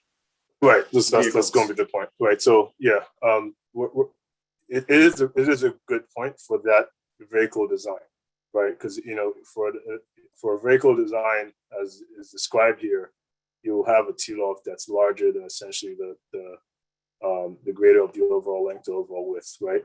But once again, this is essentially a prescriptive standard. It's the first stab. Once we get to categories of facilities based on the design characteristics and the performance capabilities, you would see essentially different criteria tied to each category of facility. For what is essentially at this point, a broad stroke standard tied to this composite aircraft. This is a conservative approach. We're forced to make, considering the varying designs that currently exist. But it is a point that we're well aware of, which is, for an aircraft of a certain design and shape, this will warrant a size greater than the overall length or the overall width, or the greater of the overall length or overall width. Okay, great, thank you. I see no more questions at this time, so unless somebody submits one quickly, maybe we can move on to the next topic.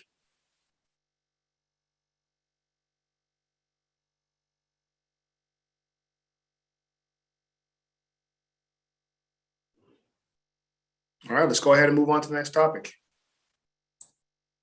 Okay. So next topic is the composite aircraft being limited to the maximum takeoff weight of the composite aircraft being limited to 7,000 pounds. Right. So essentially, to summarize the comments, that the preliminary comments, I have to continue to stress this because the comments are continuing to be received.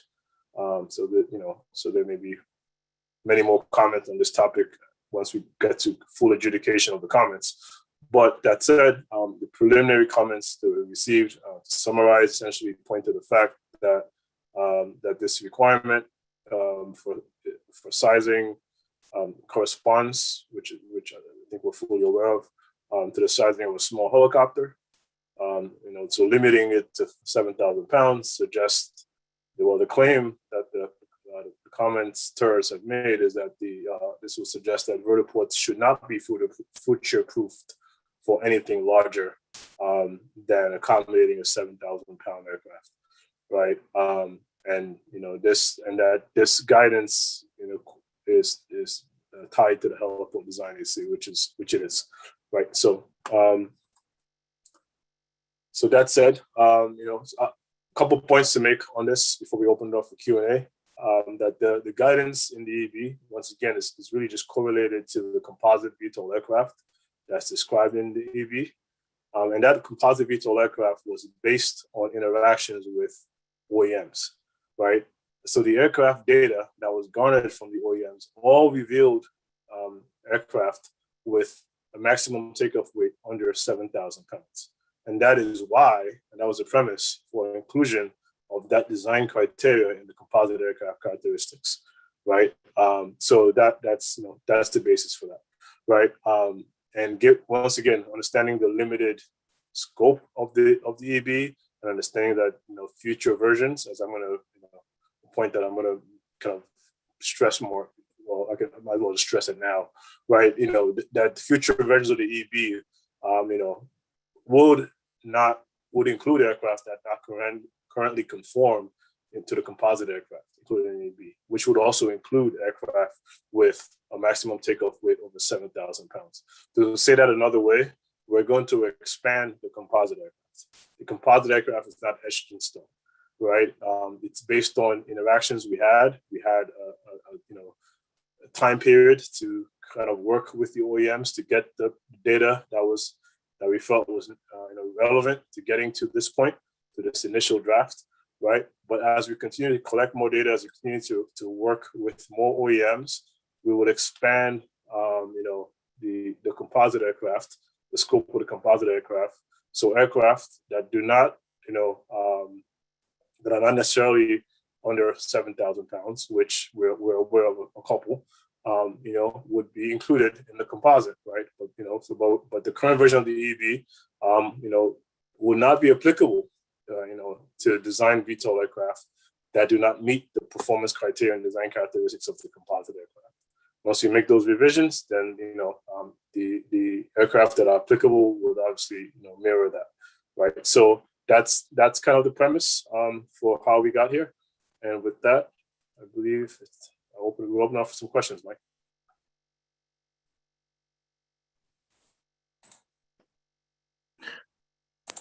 All right. And you did kind of address earlier, that there are, as far as the capacity of 7,000 pounds, that there are aircraft currently being planned with a maximum takeoff weight greater than that. So how does the FAA plan to accommodate that? That's the question? Correct.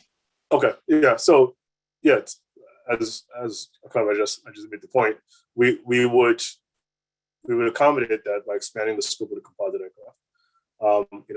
There's going to be an intervening period. We fully recognize that where aircraft over 7,000 pounds do not fit within the composite, and they're not the applicability of the EB is not for those aircraft, right? But when we make updates to the aircraft to expand the scope of the composite, then those aircraft would be, would be applicable, or would be able to utilize the EB. We do understand, even in communications internally with other lines of business, particularly the aircraft certification line of business, we understand that there are aircraft, that are, in the pipeline now to be certified above 7,000 pounds, right? So this is something that we need to, we recognize that we need to accommodate for in the future revision of the EB. So that's the plan. it's definitely, once again, another item that's on our front burner. Okay, thank you. All right, what technical criteria in the EB are correlated to the weight of the composite vehicle? Well, I mean, the clear easy one is the load bearing requirement, right? I mean, that's tied to the dynamic loading of the aircraft, which is tied to the maximum takeoff weight of the aircraft. So that's probably the main one. All right. What is the timeline for expanding the maximum takeoff weight of the composite aircraft by this summer's release or for the 23 to 2024 EB update? Yeah, not by this summer's release, right? So there's a lot of work that needs to happen prior to that, as far as working with the OEMs and expand the scope of the composite. So, but that's the 2023-2024 update, where we should expect to see aircraft above 7,000 pounds maximum takeoff weight included within the scope of the composite. Okay, thank you. And this question, I'm not sure if they're talking about this with regard to development of the VTOL aircraft, but I'm not sure if they mean the standards for vertiport design. So the question reads verbatim: is the development of VTOL aircraft currently headed toward these smaller aircraft or larger VTOL aircraft? So, again, I guess that might be a question really more geared towards industry, as they're the ones who develop the VTOL aircraft, but I'm not sure if it should be a question for our aviation safety panelists, or I don't know if the question is with regard to the development of vertiport standards. Yeah, guys, I could take a shot at that. I mean, I would say the majority of the eVTOL aircraft that we're seeing within aircraft cert are, below the 7,000 pounds. That's not to say that we don't have some applicants that are above that mark. But where industry is moving, I mean, that, like you said, that's a question for industry, but at least for the time being, the majority of the aircraft that we're seeing approaching us for certification or certification in the near future would be in that less than 7,000 pounds.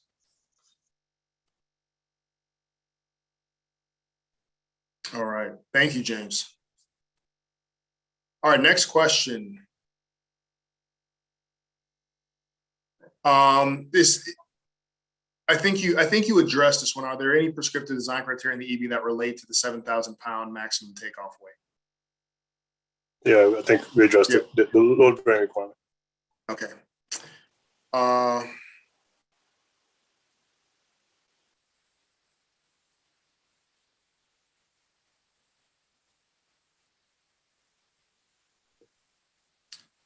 Let's see, there's still a lot of questions that kind of make the comparison to helicopter operations. And again, we do want to make it clear that this engineering brief is not intended to address heliport operations or accommodate for helicopter operations. If load bearing is the only criteria tied to weight, we provide, what provides an upper weight limit on the composite aircraft rather than why provide an upper weight limit on the composite aircraft rather than associate the load bearing to the actual weight of the vehicle? Okay, so You want me to repeat? No, I got the question. So Okay. We're not stipulating anything, right? The point is, this EB is tied to a composite aircraft. The composite aircraft is based on the data, right, or the characteristics of certain aircraft that we've been working intimately with, hand in glove with, to get to this, to the defining what the composite should be and defining what the EB is based on that composite. All of those aircraft are under 7,000 pounds, right? So that's a design feature of the composite, by nature of that being a design feature of the aircraft. As we expand the scope of the composite, obviously that will change. And also as we get to ultimately a performance-based AC in the future, where we don't have to rely on the composite, that will change. But this is, once again, they were not stipulating, what the size should, what the weight should be, maximum weight should be. This is what it is based on the aircraft that we looked at. And aircraft that do not meet the performance and design characteristics of the composite aircraft, this current version of the EB, until we make through the next revision, is not applicable to those aircraft. You will need to work with the FAA if your aircraft fits outside of the scope of the composite, and you're looking to develop a vertiport. You need to work with the FAA early in your planning and design process. All right, thank you. Next question. If the 7,000 pound maximum takeoff weight was applied to current heliports, again, it would essentially preclude all Cat A capable rotorcraft. Given the vertiports would allow existing rotorcraft use, does this mean the EB would want Cat B rotorcraft with less capability using vertiport infrastructure limited to 7,000 pounds? Okay, Go ahead, Robert. Yeah, I mean, I was just really going to turn it over to James, because I think once again, I think James made the point earlier from Aircraft Cert that that's not being required, but so tying Cat A performance is not something that's even relevant to, but I guess James can expand.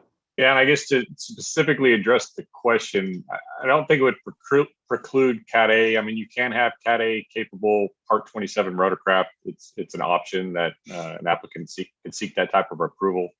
So it is true that an aircraft that that achieves the weight limit that would require Cat A certification, it would preclude those because of the weight would be well above 7,000 pounds. But it doesn't necessarily preclude a Cat A capable aircraft based on weight, because we do have that possibility within Part 27. Okay. And I would kind of draw the comparison to a conventional airport where, you might have a runway, we have different runways of different design categories that might be, say, Group 3, but, it may not necessarily be designed for a Group 4. However, it's often a judgment call with the pilot in command to determine that it's a safe landing site. Let's see.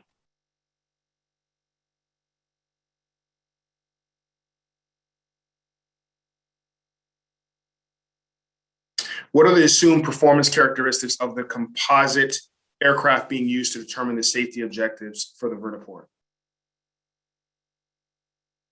Okay, let me go back to the composite slide, if you will.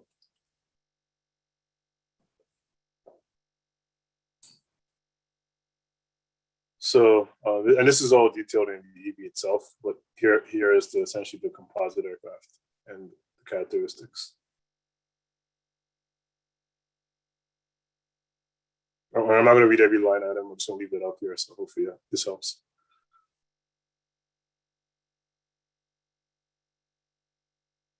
Okay.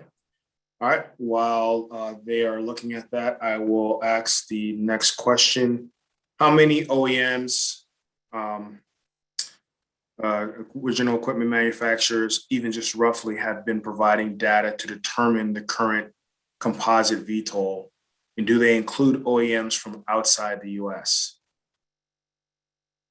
Second part of the question is yes. And I think we're at liberty to disclose because we said this publicly. It's 9. Yep. Okay. With these guidelines generally being more restrictive than what we see for heliports, with the exception of transport heliports, is the assumption that performance of eVTOLs will be less capable than that of helicopters' traditional vertical lift? Yeah, it's a good question. No, we're not assuming that. We're not making that blanket assumption, right? The point we're making is we don't know in individual cases. So So, I mean, I haven't tracked it in the last week or two, but the last, I checked, there's over 300, 400 concepts being contemplated as far as VTOL, emerging VTOL designs. We fully recognize not all of these are going to make it to prime time. Probably most of them won't. But I guess the point we're making is that there's so many varying designs and there's so many unknowns in terms of performance characteristics across these varying designs that until we get to the point of a performance-based standard, we have to take a fully conservative approach. We fully expect that certain will perform better than traditional helicopters, right, and require a smaller footprint. And certain aircraft may need a larger footprint based on operational templates and performance criteria. All of that is to be sorted out, right? So, but at this point, we're providing this essentially broad-based, initial standard to address initial operations, and as we work towards getting to performance-based criteria. But we're not making a blanket assumption that these aircraft generally perform worse than traditional helicopters. Matter of fact, I would expect that in a lot of cases they perform as well or better. But we have to flesh that out in research and data. All right, this is a good segue to the next question along those same lines. What is it specifically about a VTOL that makes the FAA think that a separate standard is required from that used for heliports? These vehicles will land and take off like a helicopter. Is that a safe assumption to make without sufficient data that we've gotten so far? Yeah, I mean, so let me address the first part of the question first. So, what obviously there's differences in design, right? That's one, right? There's differences in propulsion methods. There's questions about, how susceptible they are to certain aerodynamic issues. Some of them may be susceptible or not, or maybe more favorable to juxtapose against helicopters in those aerodynamic conditions. There's, as much as there are similarities, there are differences, and those differences might be down to the benefit of VTOL aircraft in certain cases. And once again, I expect that in some cases they will, right? But until we validate that, right?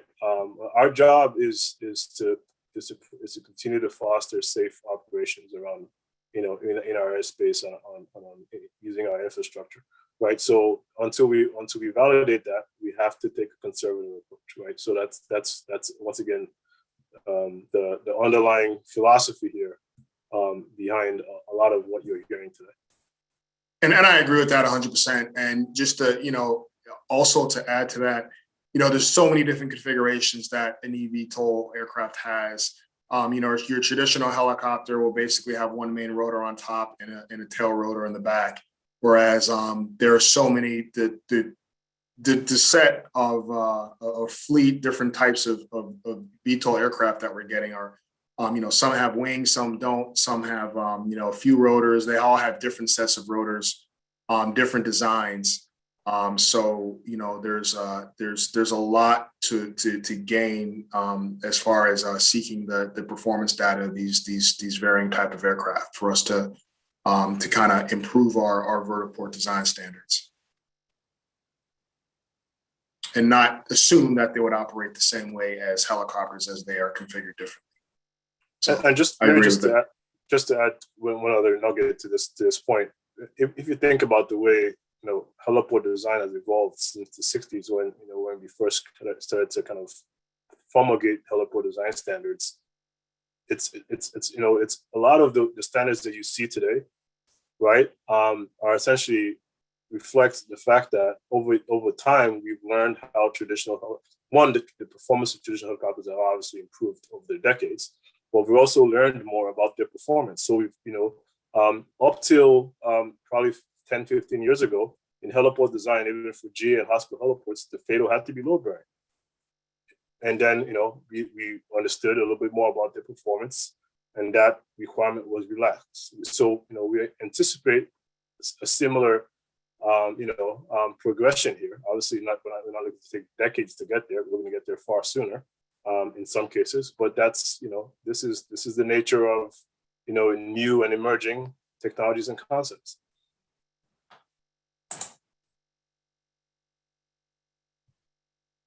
All right, thank you. Looks like this is a follow-up question.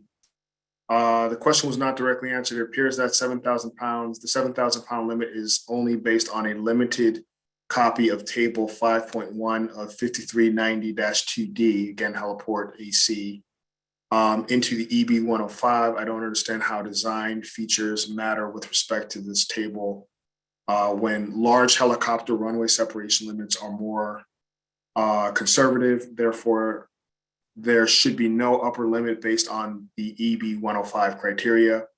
Weight limits on a load-bearing surface should be based on a design aircraft, not a composite aircraft. Oh, they are based on design aircraft, right? So for, when trying to determine what that, load-bearing requirement needs to be, right? That's tied to the design VTOL aircraft, right? And once again, maybe this is something we may look at as we kind of adjudicate the comments more fully, right?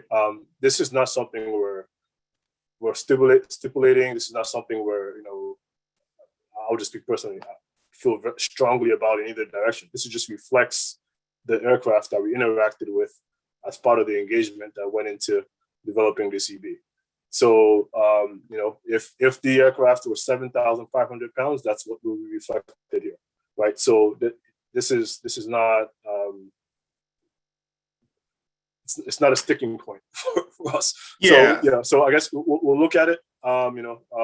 So I mean, if people feel strongly about this, please submit your comments related to this issue. We'll look at it as we adjudicate comments, and we may make adjustments. But this is. Once again, the composite reflects the aircraft we interacted with over the course of the last 6 months to a year. Yeah, and that's a good point. Again, just it's a good time to remind everyone, if you have a lot of these comments are detailed and are very suitable to be submitted to us through the comment matrix that we would adjudicate. So please get that into us by April 18th. So and again, obviously this is a draft, not a final document. So there's a lot to consider. Even once this EB is published, we're still going to be working extremely hard to update it even further as we get more data on all the performance of the aircraft. Will this spec always define the maximum takeoff weight and dimensional data for the composite vehicle? It has traditionally been the Vertiport developer's discretion to develop a composite aircraft based on the controlling dimension and maximum takeoff weight of the vehicle they intend to accommodate. Yeah, so I think one of the other comments we've gotten preliminary comments we've gotten is maybe the term composite might be confusing. And the more I look at this, the more I tend to agree. This is really just this is not to supplant the design aircraft. The design aircraft is always going to be a design aircraft, and that's kind of what you base your sizing on, you base your load bearing requirements on around the design aircraft, and that's up to the developer to determine and the operator to determine. This is really a reference aircraft, maybe a better term, but we'll come up with a better term if this continues to kind of confuse people as to what we're getting at here, right? So you could have aircraft that that are less than, that have different parameters. All we're saying is for you to utilize this engineering brief, your aircraft must have design characteristics and performance capabilities in line with this, with what is referenced here. Okay. Why is concrete stated as preferred over metal for Vertiport design?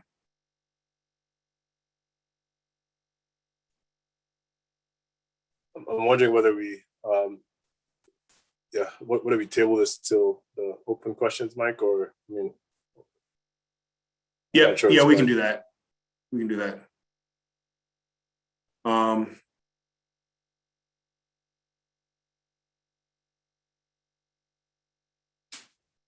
all right, with the broad variability you are anticipating in vehicle configuration and performance, some with wings, some without, some performing better than a traditional helicopter, some worse. How can you benchmark a standard today when the first of these vehicles has not yet been certified? Yeah, so this standard is tied to the reference aircraft, right? So we understand, and that, I think we've all mentioned this is a living, breathing document, and we're in close, we're working closely, even as evidenced by their representation on this call with our aircraft certification line of business, right? So, and they're going to be our one of our main partners as we work towards revisions to the ZB and towards the AC. So we understand that this is us trying to get out, in front of, trying to address initial operations. We understand that these parameters are subject to change. We're fully aware of that, but we're looking to be adept in changing as the parameters change, right? So this is not the end all be all by any stretch. I think that John mentioned it earlier on in the day. This process is very much in the early innings. It's just beginning. So we'll be making updates as new information is revealed. We're working closely with the aircraft certification line of business. So we're not benchmarking this, right? This is initial stab at more to come. Well said, Robert. Thank you. That concludes the questions for this section. So I think we can move on to the next section.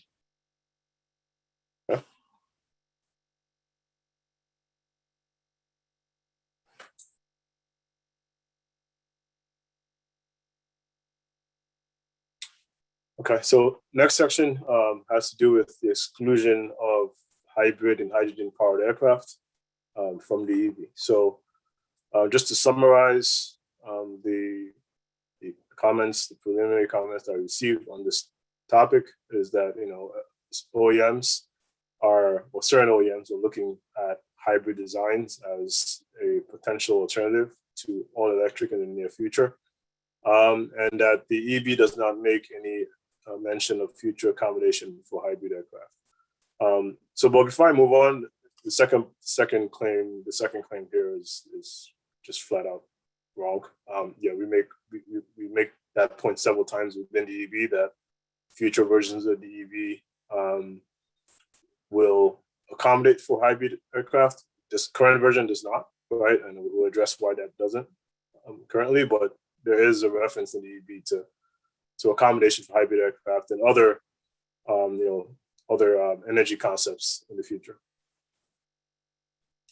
So to that point, right? So the AC on Vertiport Design will also address VTOL aircraft. So that's the AC we're looking to publish 2024, 2025, the performance-based AC that would address VTOL aircraft that use alternative fuel sources such as hydrogen and hybrid. And then there'll be also, to that point, there will be future guidance that will be provided on other emerging energy concepts such as hydrogen. So a couple points to make on this is that, the EB guidance is, once again, it's correlated to the composite VTOL aircraft, or the reference VTOL aircraft, maybe a better way of saying this, described in the EB. And that was developed based on, once again, interactions with OEMs. And the aircraft data that was garnered from the manufacturers all revealed that they are electric battery driven, utilizing distributed electric propulsion. So that's why, the focus of the engineering brief is on that, because that's what the basis was. It was the data or the information we gleaned from those 9 manufacturers, right? Now we also recognize that the hybrid VTOL concepts may still be needed,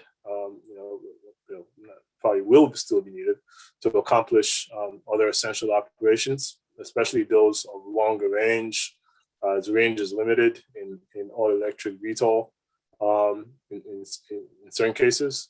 And the other benefits to hybrid powered aircraft, accommodating hybrid aircraft at the vertiport though would increase the required infrastructure to include, charging stations, fuel and hydrogen refueling points, storage facilities. So that's something else that we're also, considering as we think through this.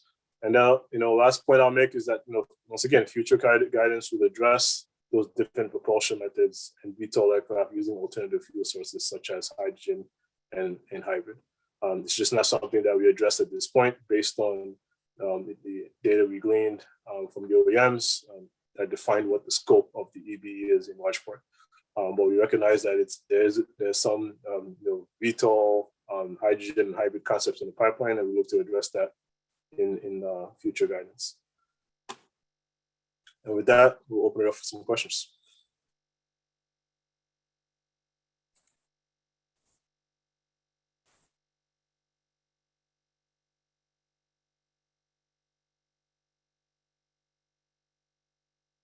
All right, waiting for some questions to come in.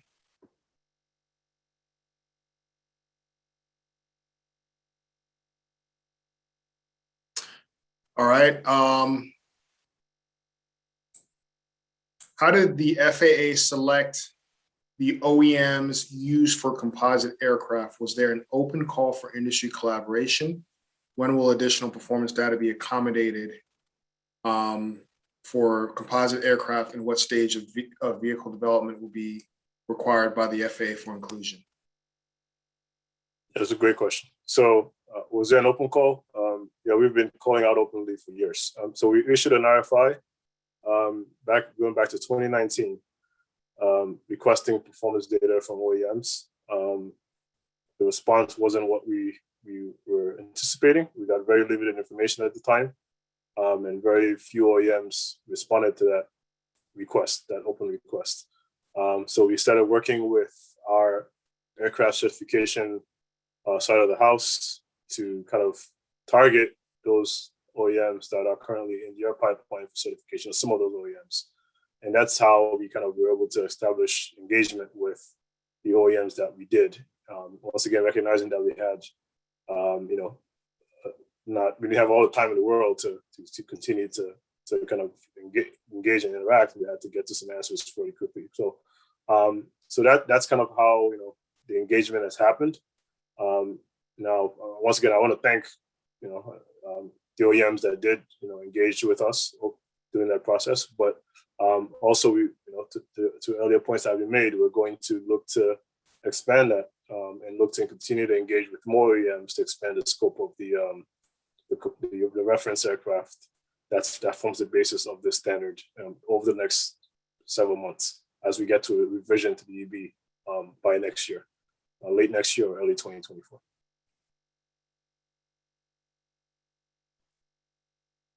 All right.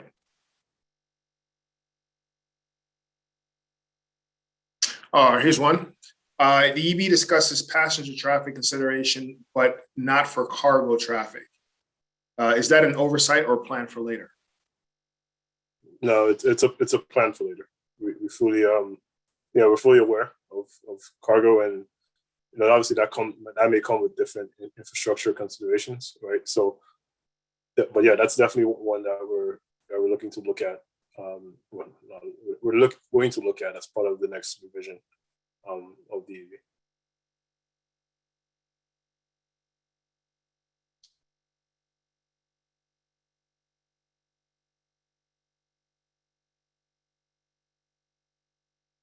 All right, EB 105 says it's intended for electric aircraft, but the stated reason for vertiport standard today seems to be about something unspecified about performance of the aircraft.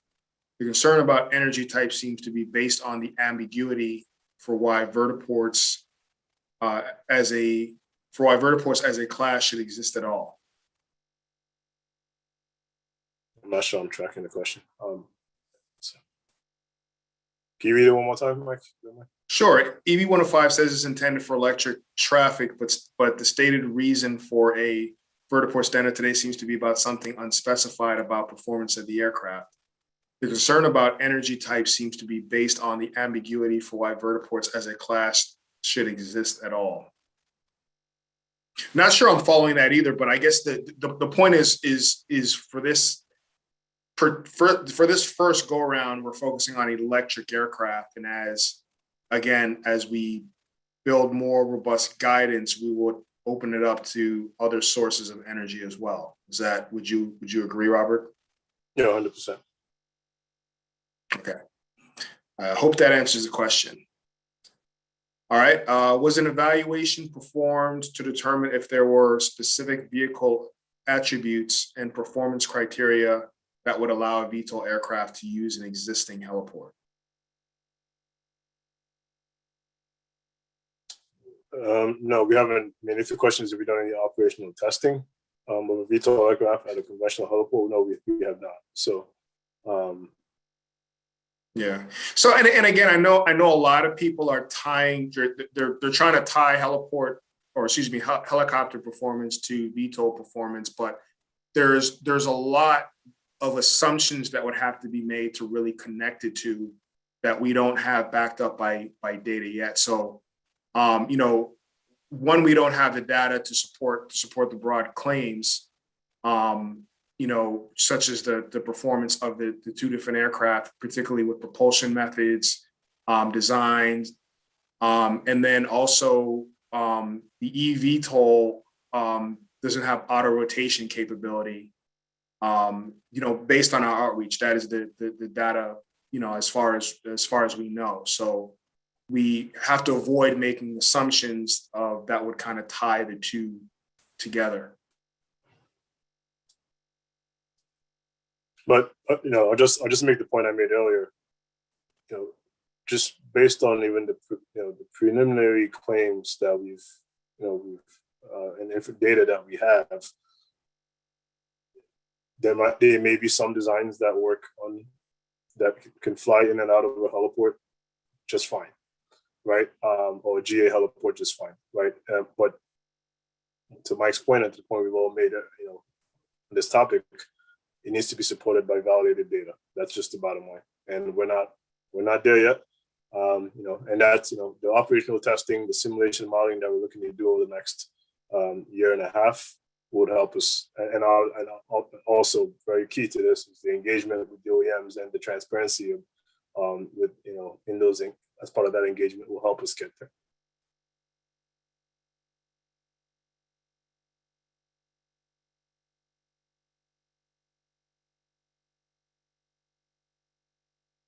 You're muted. Sorry about that. I was muted.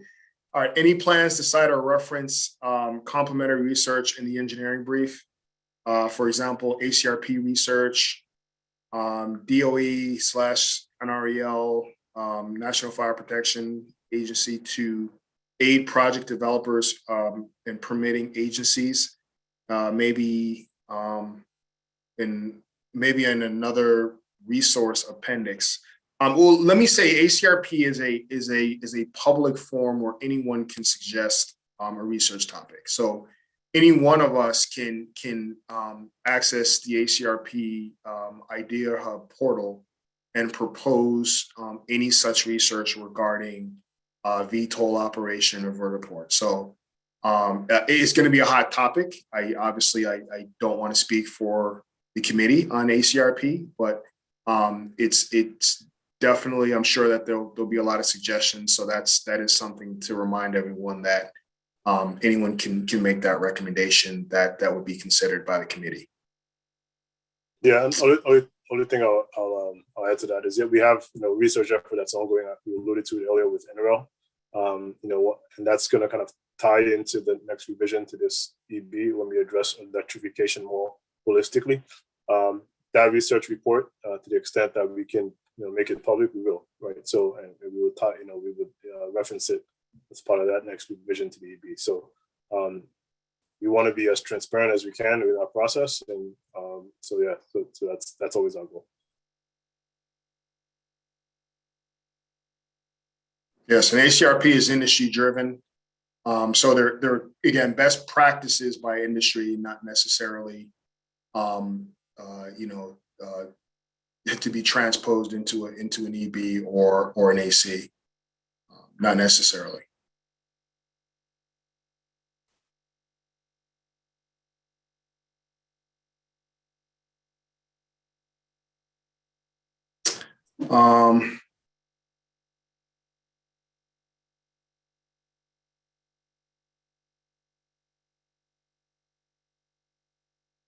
So I guess this is more of a went away.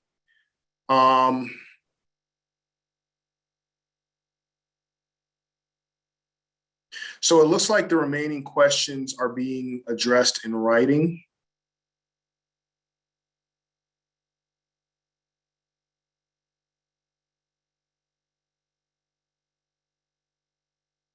So it looks like we're all clear.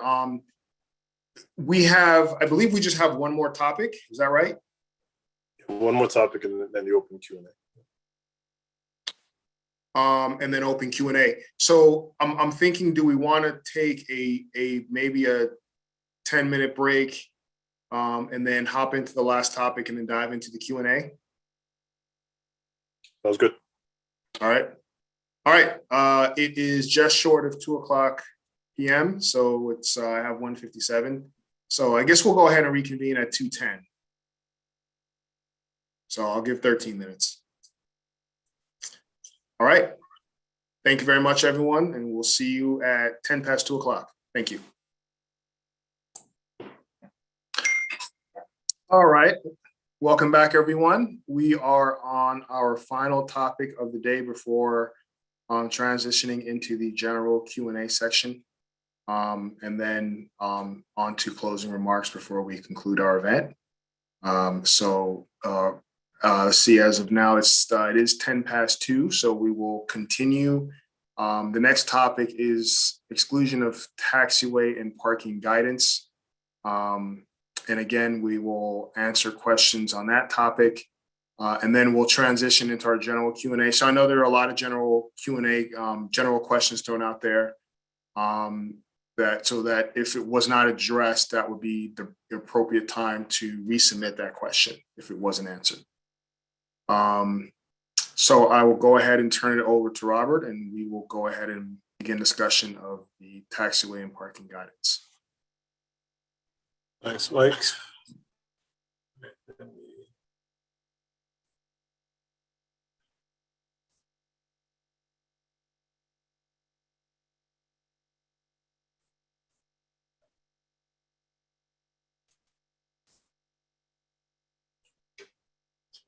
Okay.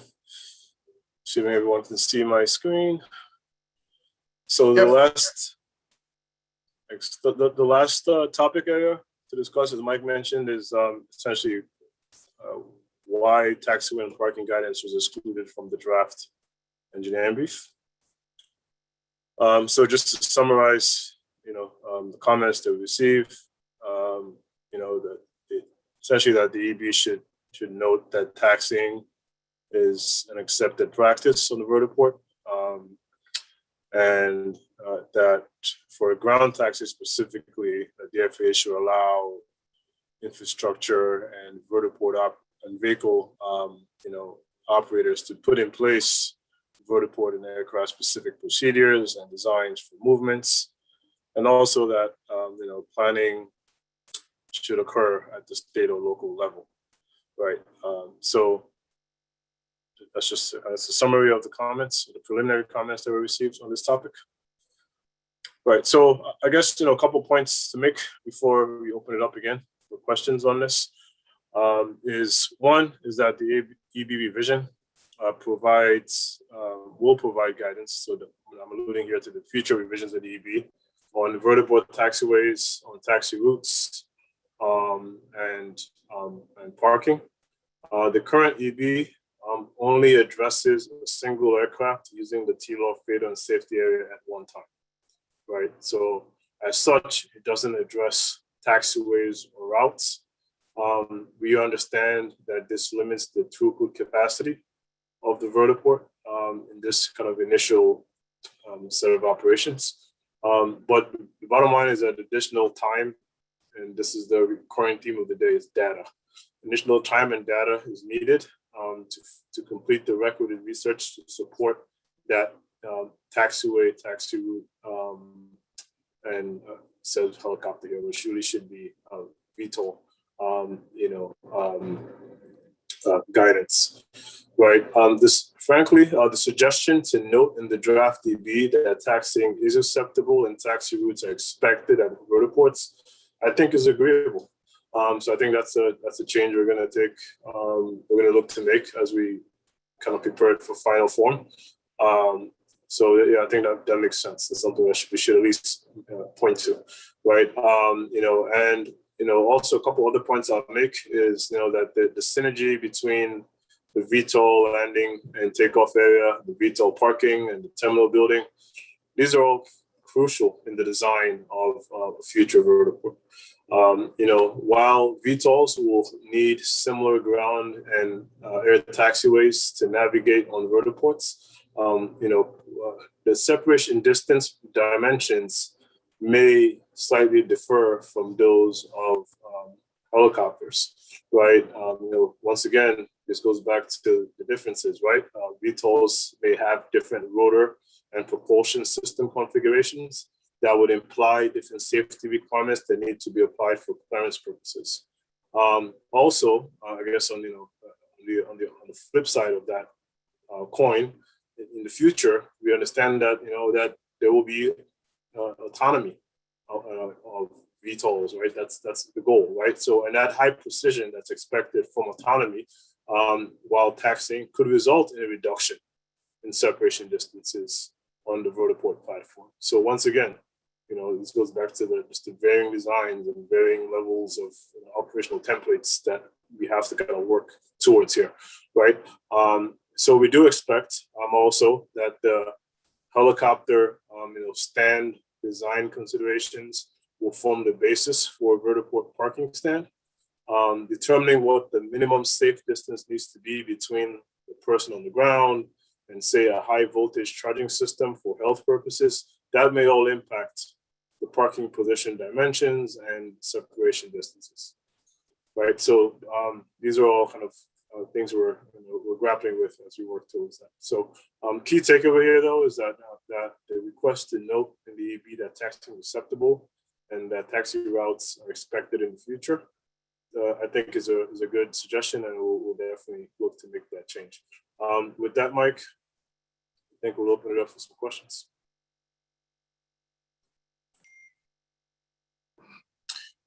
All right. Let's see. First question. Has the FAA reviewed the General Aviation Manufacturers Association's, that's GAMA's, resource paper on taxiway/parking, and was that considered in the development of this EB? Yeah, that's a good question. So we haven't reviewed it. We just recently became aware of this resource paper. But we look forward to receiving that paper and reviewing it. And hopefully it has good pertinent information that we can apply as part of this new standard, right? So we haven't reviewed it, but we look forward to reviewing it. So the GAMA representatives on the phone, please let's connect offline on this one. All right. Any guidance on the towing of eVTOL vehicles on taxiways, standard hitch, etc.? Yeah, no guidance currently, but that's definitely in the pipeline when we get to addressing concepts beyond a single aircraft. Using the critical safety area at a time, right? But that's not something we're addressing here. Okay, I do see a question. What is GAMA? That's the General Aviation Manufacturers Association.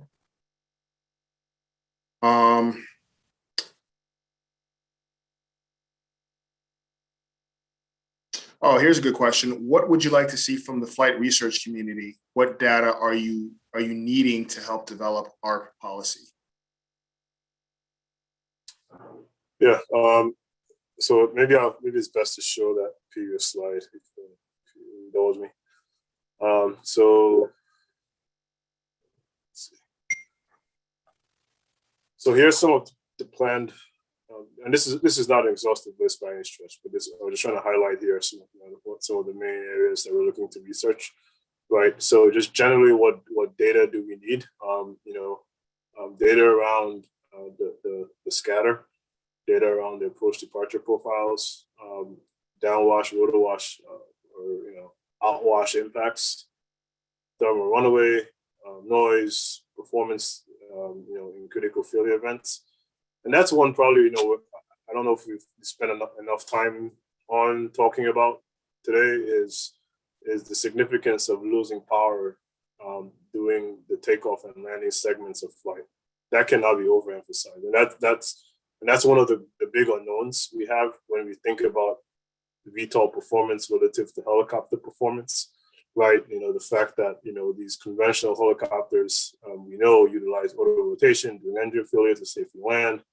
And that many of especially the multi-motor VTOL aircraft are being designed in a way where auto rotation is not possible, and rather they're relying on redundancy and the use of that distributed electric propulsion system, where essentially one motor fails, the other picks up the slack, right?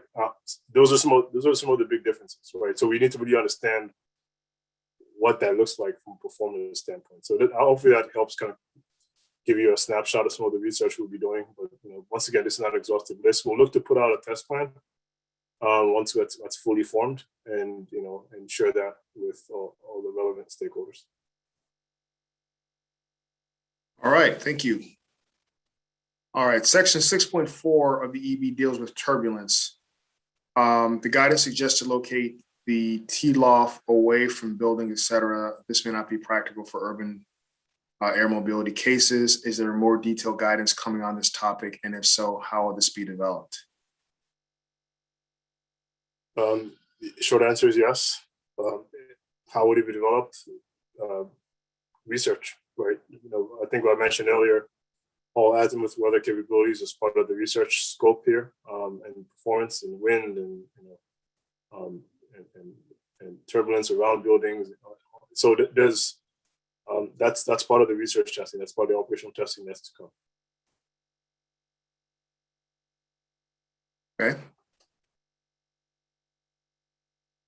All right. After the eVTOL aircraft lands at the, sorry, questions keep moving around. After the eVTOL aircraft lands at the vertiport and discharges its passengers, where does it recharge its battery?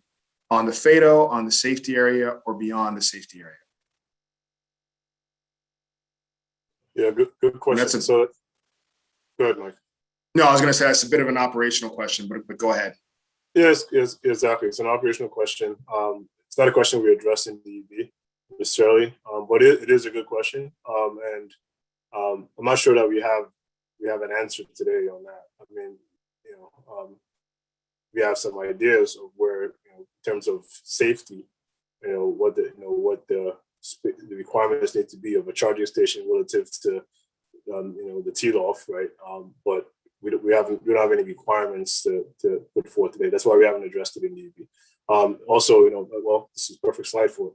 There is ongoing research right now with NREL on charging and electrification, that where hopefully some of that data is, we're working with OEMs as part of that research effort, right? So some of that data starts to kind of populate and help us make those determinations, right? But it's a good question. We're looking to address in the future.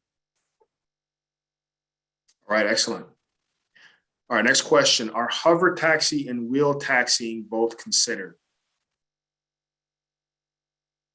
Well, we currently don't consider, so I'll address the question two ways. We currently don't consider any taxi in the EBA. That's the premise for this topic area. But we will in the future, and when we do, we will consider both hover and wheel taxi, or when we do, but we don't. As part of this current version of the EB, we haven't quite addressed that yet.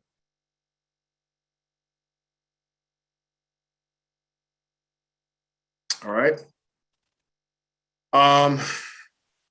Did the FAA confer with leading vertiport designers, developers, and development of the DraftDB to incorporate considerations specific to their designs, specifically with regards to taxiways and parking configurations? Why or why not? Just a general response to that, maybe not just generally speaking, as far as conferring with consultants. we have met with many stakeholders out there, just and have had conversations about vertiports. Some being developers, vertiport developers. The other is that, remember, it's because this is such a new category. We're still, we still need to get out there and learn who a lot of the stakeholders are. Many of which we do know, but we know that there are others out there that we are looking forward to getting to know and building relationships with.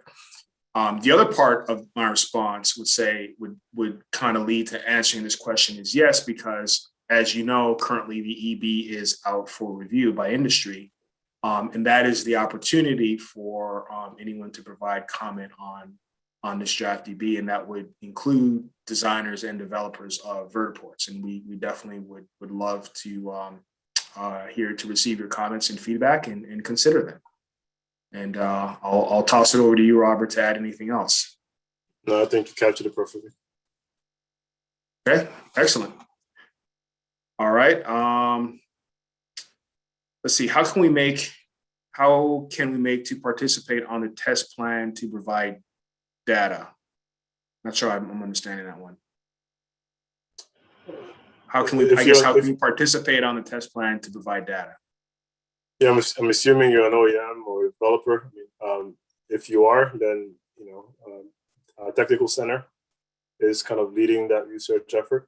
So I would kind of reach out to them. Our focal for all things AM within Airports is Carrie Line. So if she can plug you into with the right folks at the tech center, you can start there. So yeah, I'll just reach out, right, and begin engagement. We've been kind of leaning forward on and trying to engage with as many OEMs as we can, right, while staying within our kind of regulatory bounds, right. So, but I would encourage you to reach out, and we'll be eager to have discussions with you on your aircraft or your design ideas.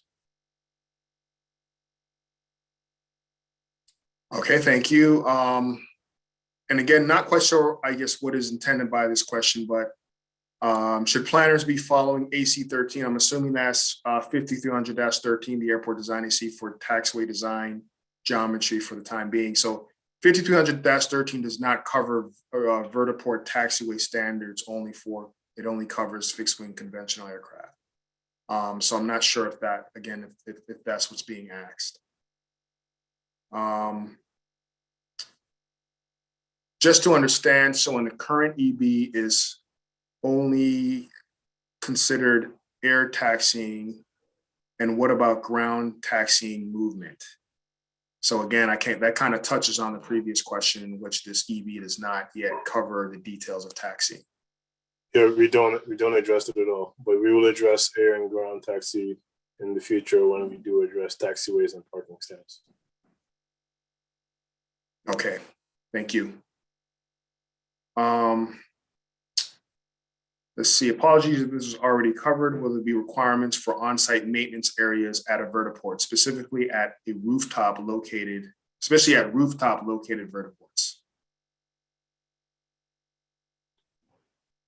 I don't believe. And again, that's more of an operational question. Yeah. It's kind of out of scope. Yeah, exactly.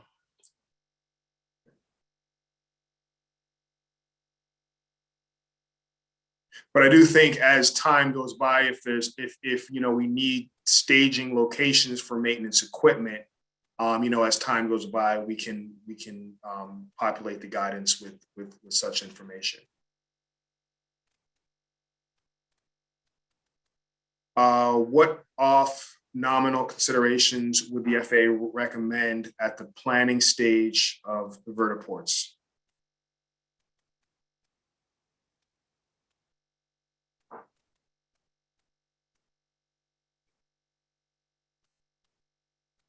Again,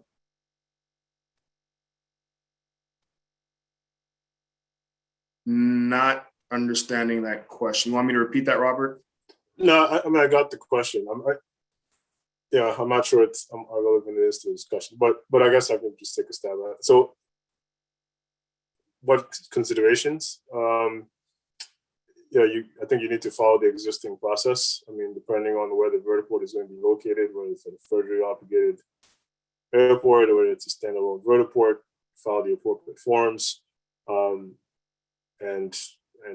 we'll conduct the review. If your aircraft does not fit within the scope of the reference aircraft in terms of design and performance characteristics, then I will encourage you to engage early with the FAA Office of Airports in that process, so we can help you determine what the appropriate sizing should be that would ultimately get approved, or not approved, but also ultimately, get a favorable determination.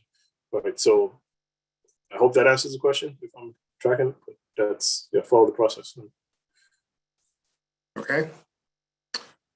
All right. Will there be a separate EB or AC for airfield markings when you are considering taxi movement for parking in the future?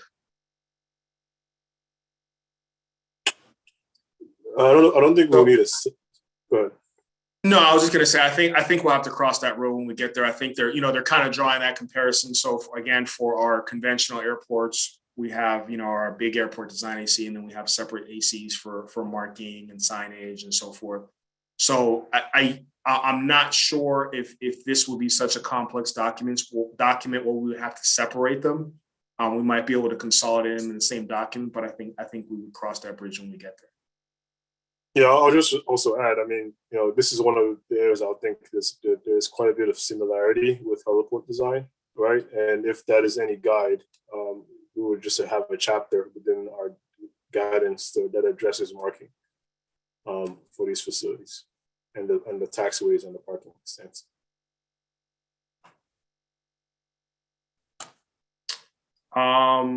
Let's see, which gamma standard were you referring to earlier? And that was, I think that was when I posed a question of taxiway and parking, the resource paper. Right. I believe that's what they might be referring to. Yeah, I don't believe it's a standard at this point. I think it's just essentially a resource paper that's been developed, Gamma working with some of the OEMs. So, and once again, we look forward to reviewing that hopefully soon. Okay, excellent. Can you please clarify why vertistops cannot have charging capabilities? Well, this is just, I guess it's a definition of that kind of draws a distinction between what we constitute a vertiport to be and a vertistop to be, right?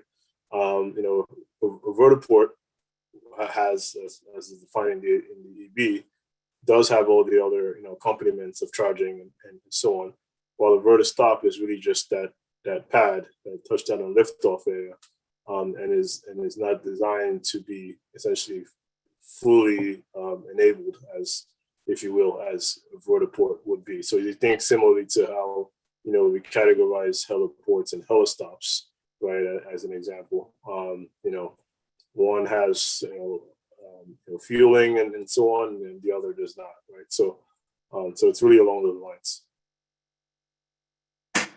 Okay, thank you. All right, you mentioned the need for vertiport simulation prior to a site's approval. Are there opportunities now for modeling actual or hypothetical vertiports to help with research issues? So are we in the open Q&A? I just want to make sure, right? Because I don't think I've heard a question on taxi. I know when we open it up, that's when the questions will definitely come flooding in then. But I guess for the particular topic, that there are a lot of good questions. I'm just trying to see what is focused on. See taxiways and parking. Would it be possible to have both heliport marking and vertiport marking combined? I'm not sure what that quite looks like. I'm not sure what that quite looks like. But just for clarity, though, I mean, if VTOL operations are going to have occur at a landing facility, in our minds, that is a vertiport, and it should be marked as a vertiport, right? So, but I'm not sure how we would combine both necessarily. Right, agreed.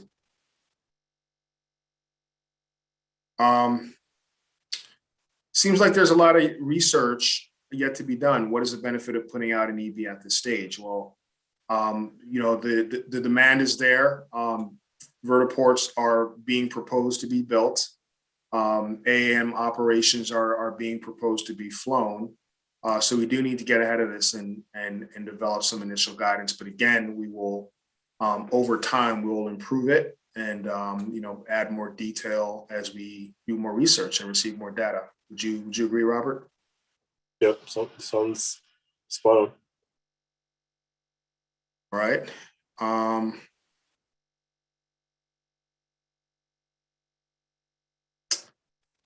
Let's see.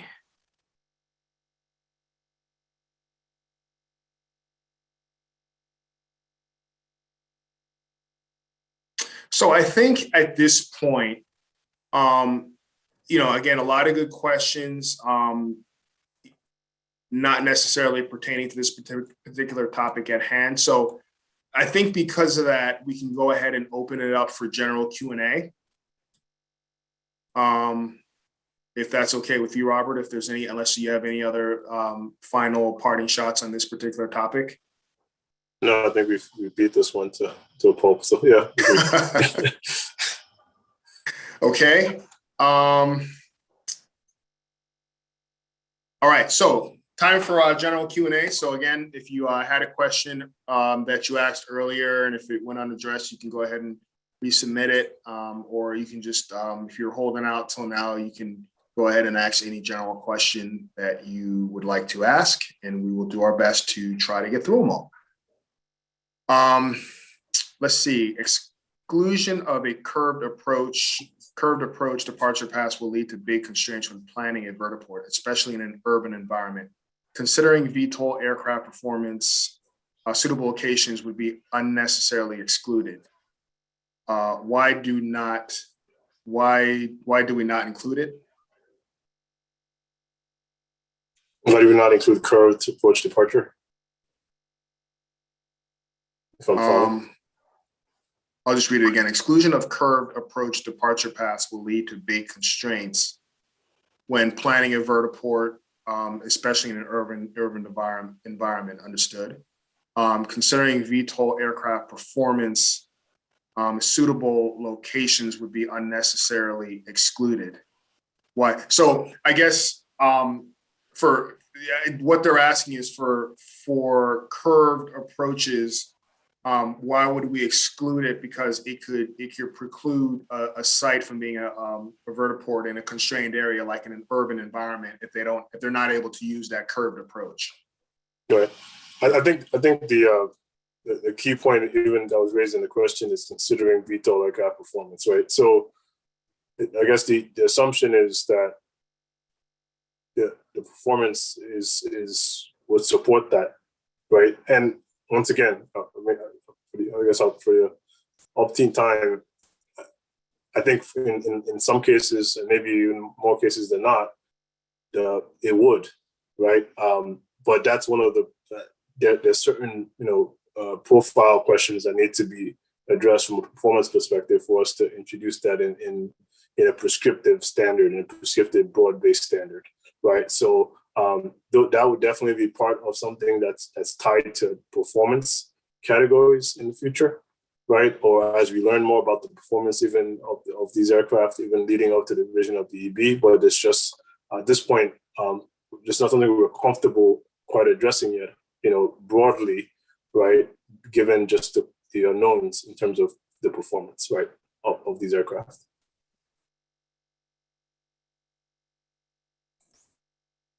Okay. Next question. Industry is looking for a multi-port where VTOL and helicopters can both operate. What is the FAA's plan to help industry develop these facilities independent of fuel source?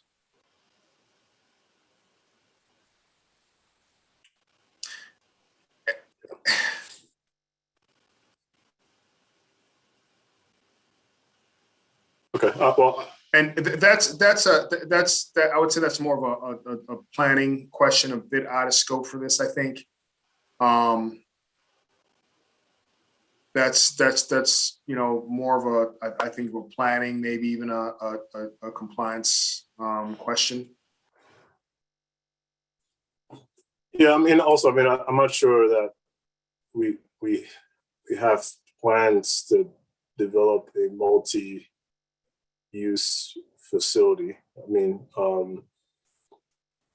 now, can you, once again, just to the point I just made a second ago, do we foresee in the future, VTOL aircraft utilizing, in certain cases, utilizing a heliport?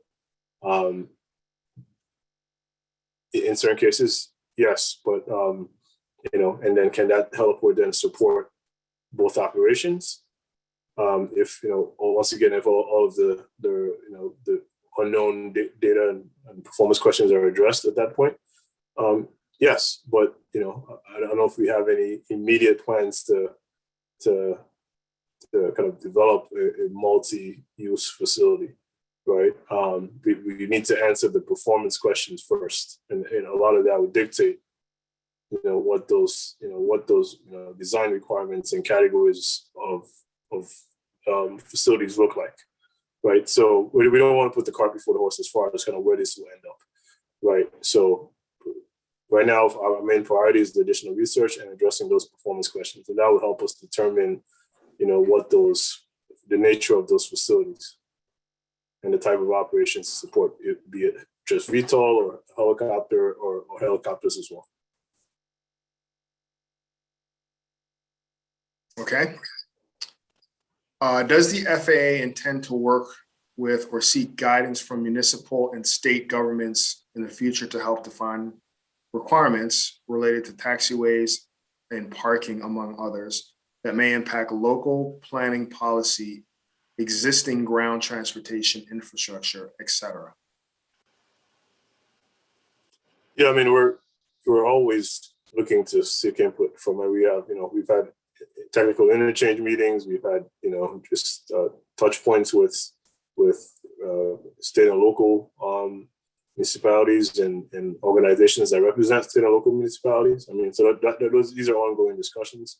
Even this comment period right now is one of those kind of forums for those organizations and municipalities to weigh in, right? So yeah, we're looking to continue to seek input, right? We definitely don't want to do this in any sort of silo. So that's definitely part of our process of standards development, and we'll continue to be even beyond this first draft, going to a future revision of the EB and going towards that performance-based AC, particularly with respect to topics like taxiway and parking, because I know that, yes, to the point of the questionnaire, that has a direct impact on state and local planning.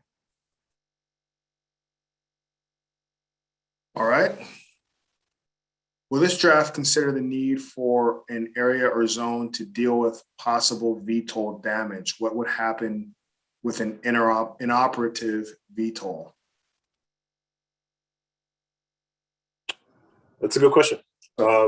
Yeah, so I think something for us to think about. Yeah, right now we don't address it necessarily. We don't address that in the draft guidance, but it's something I think we should contemplate. So yeah, thanks for that suggestion. All right. If an eVTOL vehicle has sensors to detect radar reflectors as landing aids, can radar reflectors be added within the FATO, or would they be prohibited?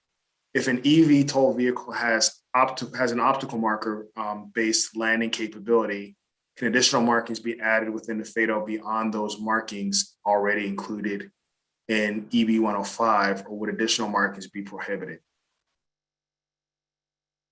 Yeah, I think we're jumping a couple steps ahead here with that question.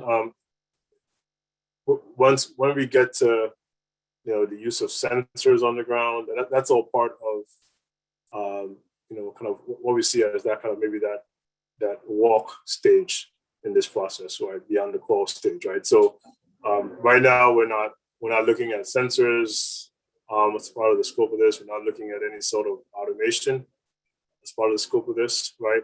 But we understand that that's kind of where this is headed.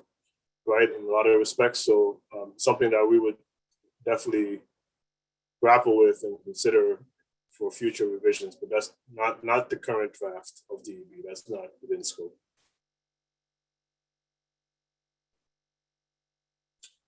But I also just to quickly add, so we do expect that, with autonomy, a lot of these, requirements may be relaxed. Like, if you have a fully, autonomous aircraft, maybe you don't need lights on the ground, or you don't need as many markings, right? Because, so there's, so that a lot of the standards that currently exist right now are subject to change based on kind of this technology enhancements. Okay. All right. Well, will RFFS, I'm assuming that's Rescue and Firefighting Services, be addressed by the FAA? If yes, when? What's the last part of the question? If what? Rescue Firefighting Services, I'm assuming that's what the acronym is, be addressed by the FAA, and if yes, when? Yeah, so I mean, so again, that's a bit out of scope. That's more of an operational, but it is something that that we, that is to be considered. Yeah, and also I'll point out that NFPA is working on update to their 418 document for vertiports, and we're part of that process in terms of supporting the group that's helping determine that, and and that's I think that's a multi-year effort. So once that effort culminates, we will make reference to a lot of those requirements, right? In kind of the version of the guidance at that time. So that work is definitely in the pipeline, but not something that will be captured in the current draft of the EB. All right, thank you. Some smaller air taxis are envisioned as private vehicles rather than commercial service. Has consideration been given to these aircraft taking off and landing from a home driveway, neighborhood cul-de-sac, or similar? Any plans to issue an EB for this setting, or is this kind of teal off the table? I think we're kind of getting a bit out of scope here. Yeah, I don't know if we've given that any due diligence. So I mean, no plans at this point on that. Agreed. I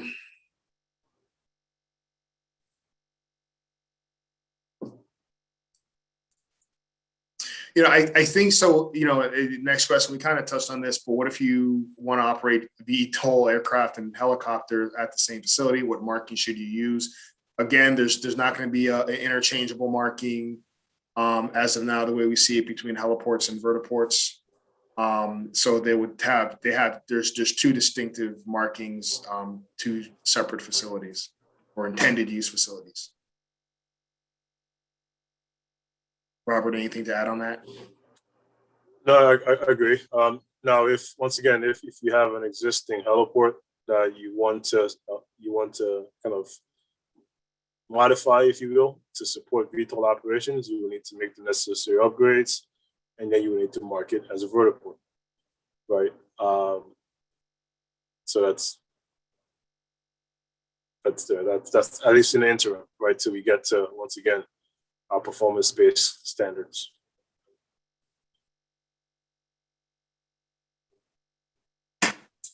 Okay.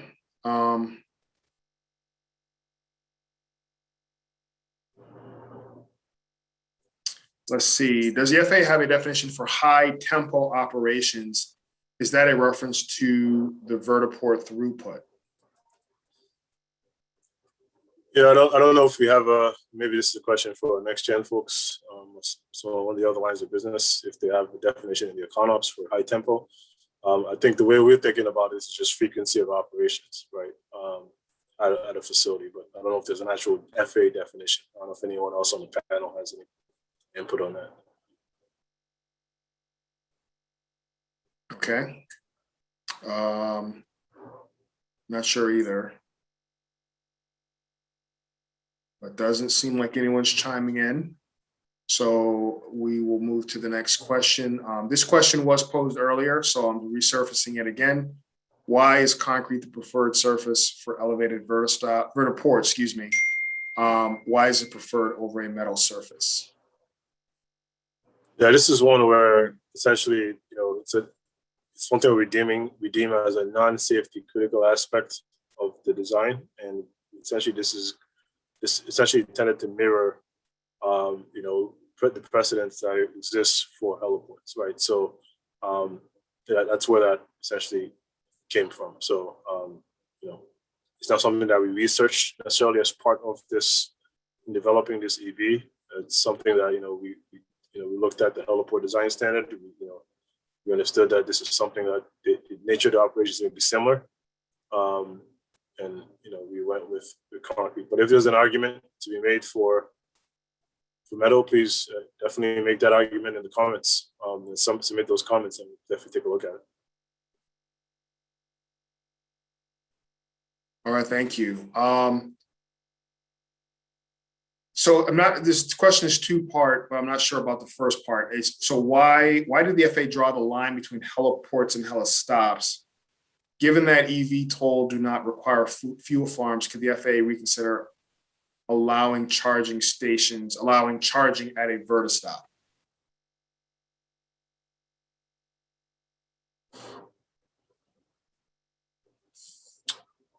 Okay. I'm not sure if I'm following the question, right? So the line between helistops and heliports is, that's not something that we recently drew. That's been in the standard for decades, right? So now, as far as the parallel between vertistops and vertiports, right? It provides a way for us to categorize, the accompaniments, if you will, associated with the facility, right? So now, if a vertiport stop is to include charging, I guess it begs the question: what makes it not a vertiport, right? So I'm not sure how we made that distinction if we allow all the same provisions as a vertiport would have, right? If I'm following the track of the question here. So if I'm missing something, please I guess. Yeah, and I'll just throw out there. When you type your question, I know a lot of us are kind of maybe frantically typing just to make sure we get our questions in, to make sure they're read. If you could just take a little bit of time to read through it to make sure that it makes sense, that there are no typos. If you have any acronyms, unless it's kind of a acronym that we've commonly discussed that's maybe referenced in the EB, you may want to spell it out. So just I guess just take some time to make sure that your question reads properly and makes sense. All right, here seems like a good one. The EB does not address simultaneous operations. Are simultaneous operations allowed? And if so, is there separation criteria both with the FADOs and on approach? Yeah, good question. The EB does not address simultaneous operations. I think, as I mentioned earlier, it really just addresses one aircraft using the safety critical area at a time. So obviously we understand this limits the throughput, right? Future versions of the EB will address simultaneous operations and separation distances, between kind of multiple FADOs and whatnot. But the current EB doesn't. That's not within the scope of the current EB. Now, the research that we do in the future will help us get there, but we're just not there yet in terms of being able to address, multiple FADOs and simultaneous operations at this point. But it's definitely something that we're looking to address as part of the future revision. All right. Next question. A footnote on page 13 of the EB states that a square design is preferred. Why not make the standard only allow for a square?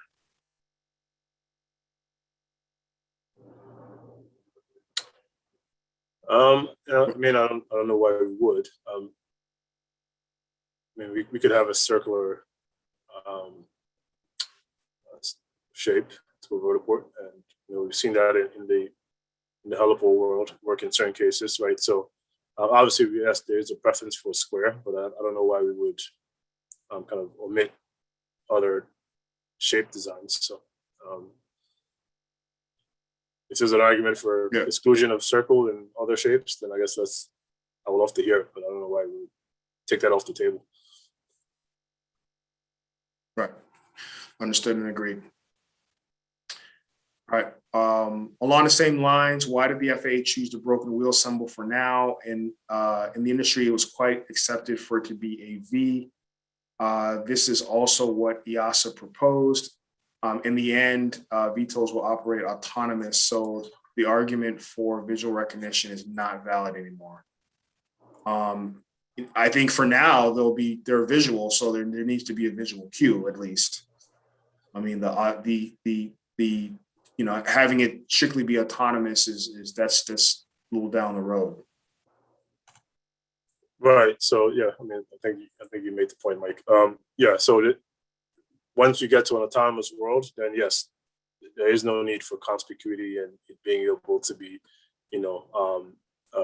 more to be a better visual cue, right? But we are, this EB once again is supporting VFR operations, supporting piloted aircraft.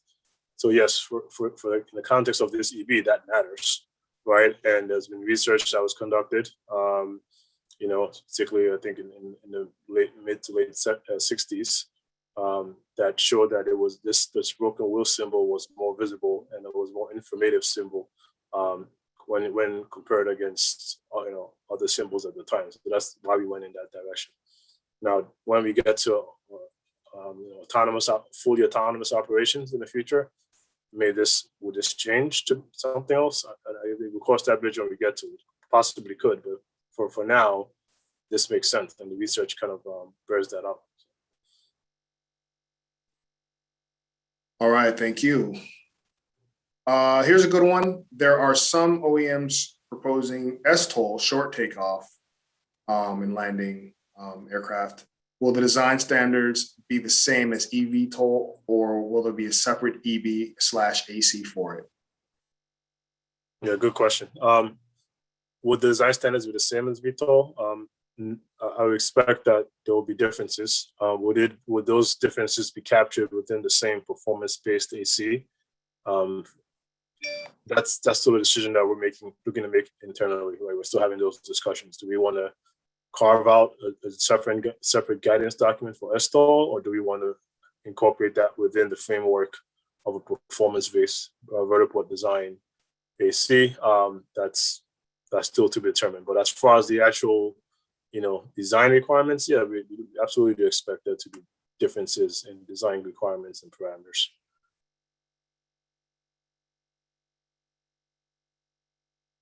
Okay. Separation between FADOs is not addressed for simultaneous operations. Is that something that the FAA will include? I think we touched on that. I think we just addressed that. All right.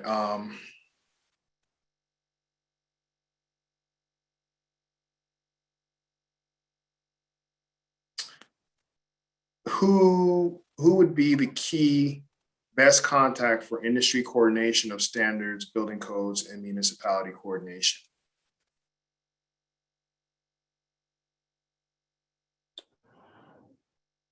I think it might be too early to throw anyone under the bus, but yeah. I mean, if you're looking at go ahead, Mike. No, go ahead. I was going to say, if you're looking to coordinate with Office of Airports, Carolina is our focal. Now, if you're looking to coordinate with, the FAA's main focal is David Dunning, who's also on this call. So, I would start there with those two individuals, and they can obviously plug you in the right direction as far as who the right persons to talk to within the agency on as far as your concerns.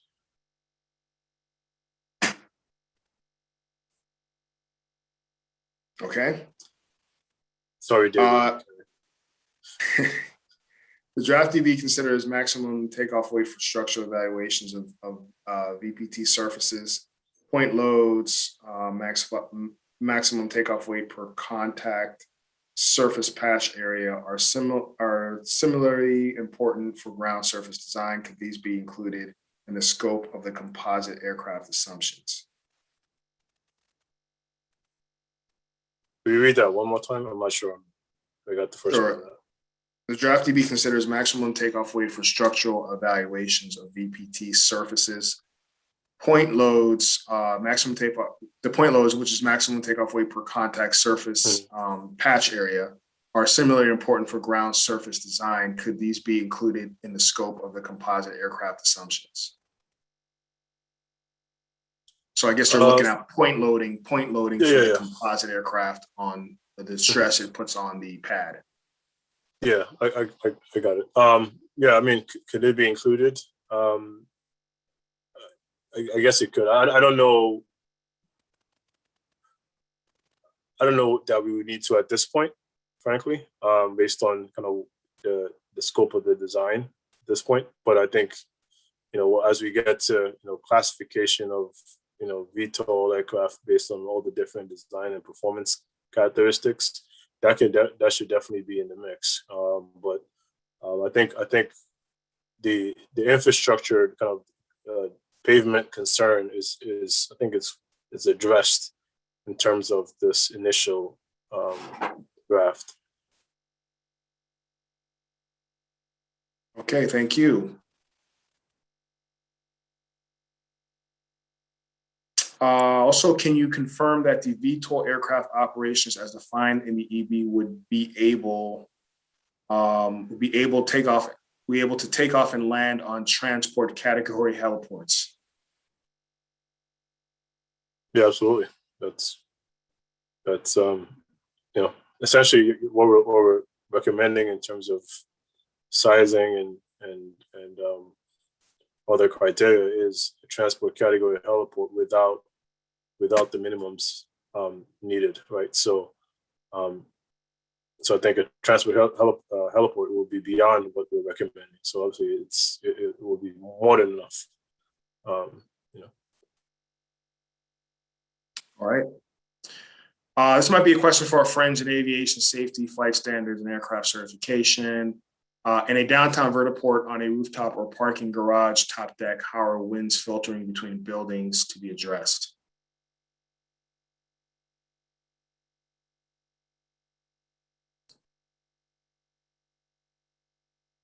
But again, that's kind of is that one? Do you have any? I guess for the EB itself. It's a lot of for the EB itself, but. Okay, yeah, I don't know about the EB itself, but I know one of the things we are looking at in certification is crosswind controllability up to 17 knots, I think is the target at least. So at least from the certification of the aircraft standpoint, that is one thing that we are looking at. And from the flight standard side, I agree with what James just said, because that's some of the conversations we've had to find out what they're doing on the cert side. Then we also go back and look at whatever regulatory guidance that may be out there, for a location being suitable for its intended function, to paraphrase the reg. So we would have to take that into account. And also what you guys are doing, in the Office of Airports with what the EB or the AC says once it comes out. Just have to look at it as it unfolds, because we know that urban environments do create some of their own issues with wind and change of direction and performance capabilities.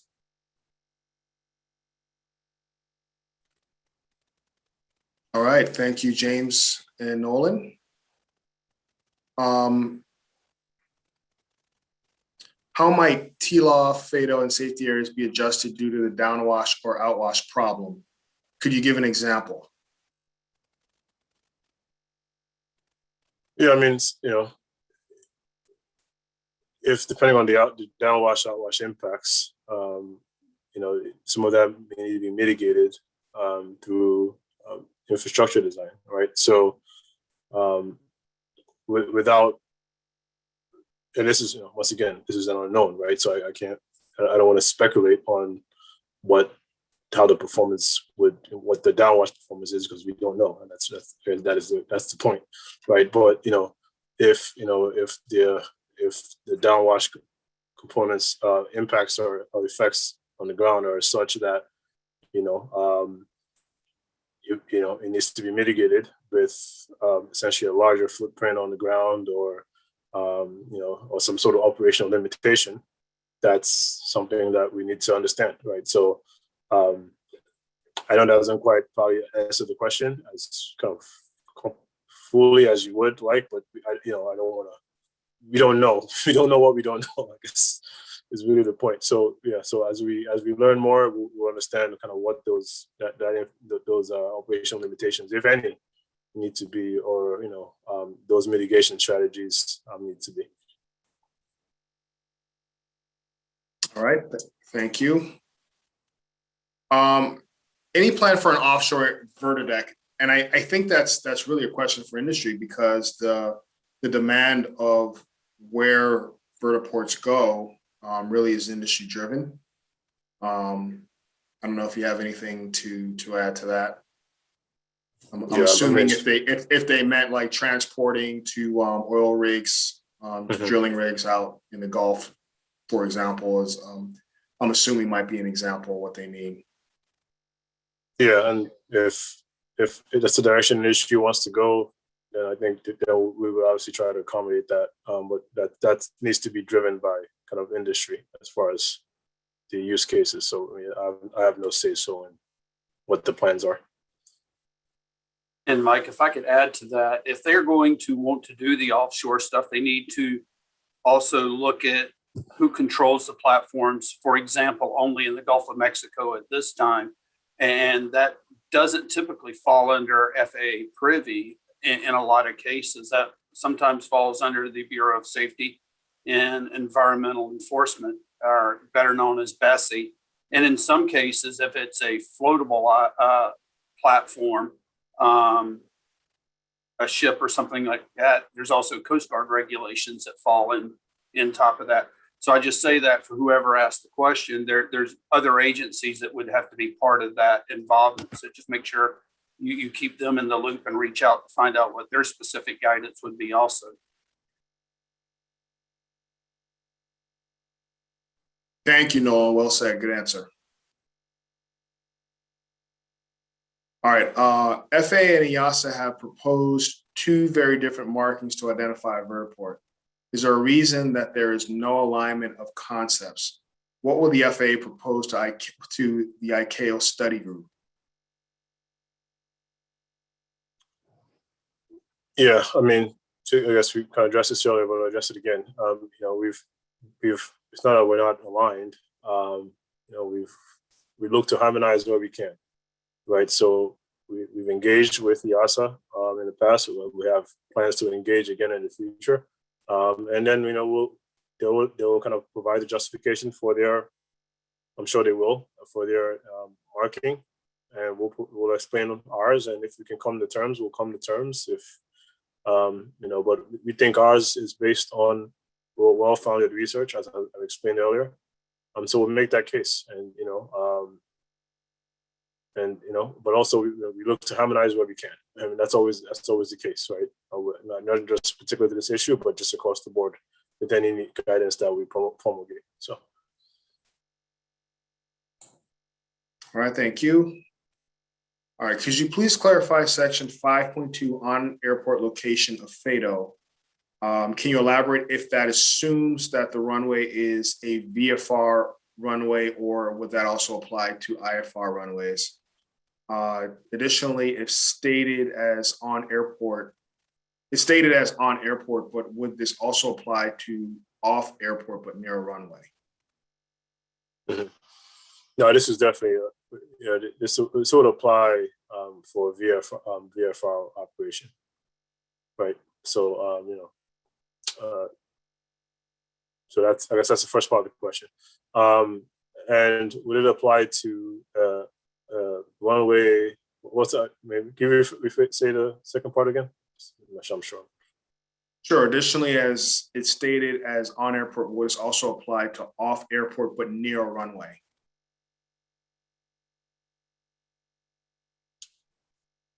If it says on airport, it's on airport. So I think if you wanted to say off airport, we would. So yeah, so if your question is around 5.2, it's on airport location of the fatal, right? So that's really what we're addressing there. Okay, thank you.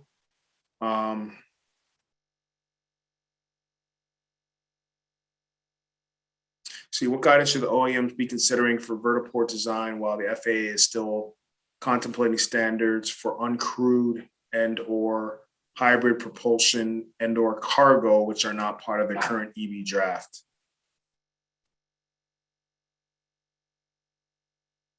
Okay, so I mean, we would love you to use our draft engineering brief, but if your or engineering brief at the time when it's published, but if your question is, are you looking to,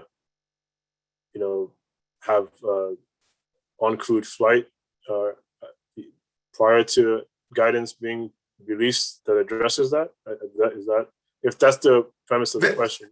Yeah, I think the way I'm interpreting that is, so I guess what should the OEMs be planning for when planning to operate at these, I guess if they're getting ahead and planning to operate at these vertiports with uncrewed flights, hybrid propulsion and cargo, while we are determining what the standards are for those categories.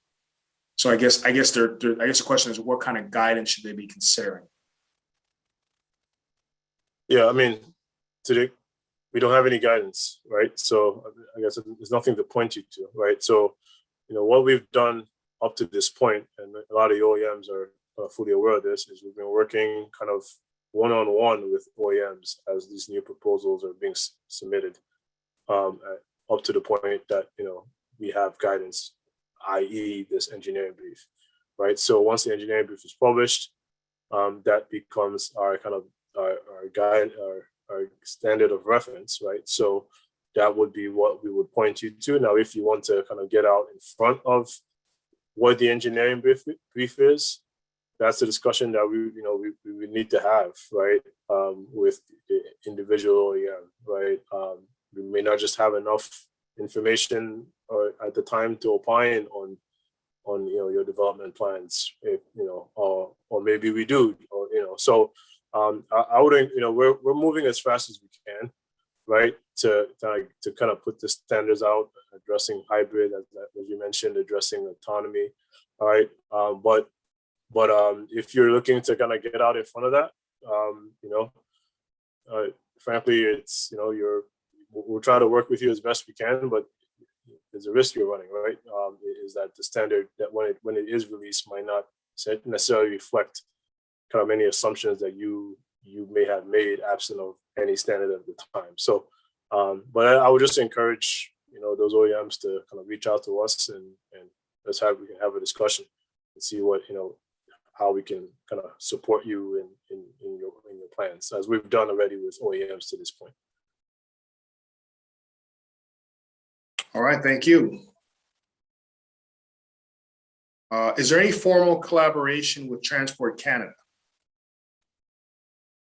Yeah, we've had technical interchange meetings with Transport Canada, and so yeah, we have, there's been formal communication. There's been, and there will continue to be as we kind of evolve in this standards development process, even beyond just this DraftDB. All right, thank you. Is there a specific clearance MOC with respect to obstacles? What is the rationale for the OLS? This is one that we're researching right now. So I mean, right now we're just pointing to kind of existing standards in the heliport design guide, right? As a stopgap, if you will. But this is something that we're looking to definitely include as part of the next revision to the EB. There's been no research to this point on that particular subject, right? That would inform us making any putting forward any new requirements as part of the current version of the EB, but we expect there to be over the next year. So that's and so I guess stay tuned on that one. All right, thank you. Does EB 105 intend to address protections of the vehicle on environmental issues as wind, snow, lightning when parked and during takeoff or landing?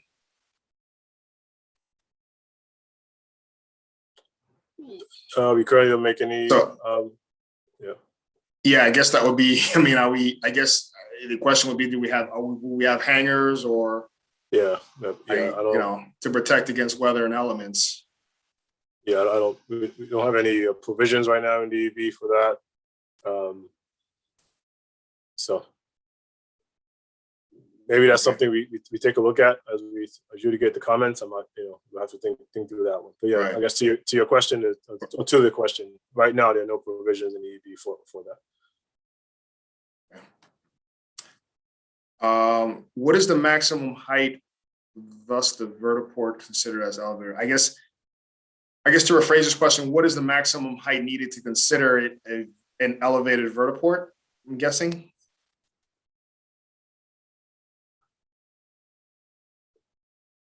What is the maximum height to consider it an elevated vertiport? Oh, I'm sorry. Minimum height.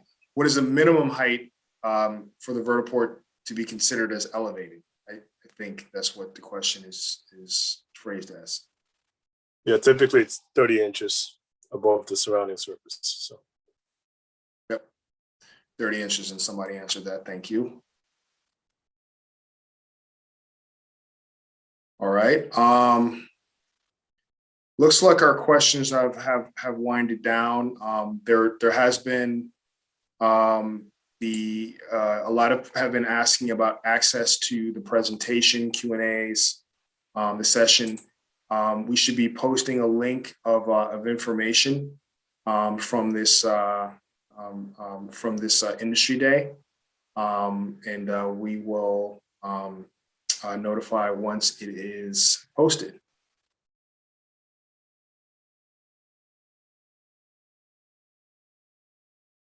All right. All right. It looks like the remainder of our questions have been addressed. Again, please check the answer tab to check to see if your question was answered in writing. And we're getting some positive feedback. Thank you so much. No questions, just kudos for doing a great job on during this marathon day. Thank you very much, everyone. We definitely appreciate that feedback. And again, just to reiterate, I guess we'll kind of transition into our closing remarks. Again, the comment period is still open for public industry review on the EB. It closes on April 18th, so you do have some time to submit your comments to us via the matrix. The comment matrix that's provided on the website with the engineering brief. Again, thank you so much for your participation. This definitely was, I thought was a very productive day. I think it was a great session. A lot of it because of the great questions that you asked for us to consider. And again, we look forward to the comments to further improving those engineering briefs. I'm sorry, the engineering brief. I definitely want to thank our panelists, especially starting with Robert for doing a great job on doing this presentation, as well as our other panelists in aviation safety. That's Nolan Crawford, James Blinn, let's see, David Dunning, Scott Gore, and Mark Smaglick. So thank you all for providing the support, and we definitely will continue to look forward to working with our friends and partners over in Flight Standards. Also, a big shout out to Carrie Lyons. Thank you very much for being the glue that holds us all together and working behind the scenes. So again, we see the feedback coming in through the Q&A. Again, thank you so much, everyone. Thank you for being patient. Again, if we did miss your question, we will be reviewing all the questions and we will definitely take them into consideration. So apologies there. And again, for all of you that attended, again, this is for any of you who might be in media. Again, this is just intended for for background discussion. And again, we look forward to working with all of you. And I guess I'll go ahead and hand it over to Robert, who has his hand raised. So I'll let him chime in as well. No, thanks, Mike. I was just going to show very quickly just the schedule slide that I have up here, just for everyone. Sure. Okay, so Yep, yeah, so the industry comment period, as Mike mentioned, ends April 18th. We're looking to complete adjudication of all the industry comments by late May of this year. And then the next step would be to submit the draft EB to our FAA legal. That's likely to occur in June. We're hoping to have comments back, and then a final document for signature in August. So that's it. All right, excellent. We do have one, just one last question. Will you publish a FAQ based on the questions and answers, I guess, provided? And we have developed FAQs based on a lot of the questions we've gotten regarding vertiports. So we can use this to kind of update that and develop, because there have been a lot of common questions that touched along the same line. So we can definitely update the FAQs that we have.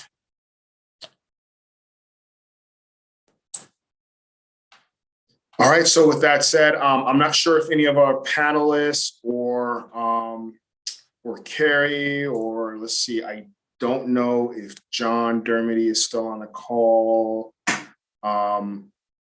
If anyone has any other parting shots before we adjourn. But again, thank you so much, everyone, for hanging in there with us and for attending and hearing what Robert has to say about the EB, and for asking all of your questions.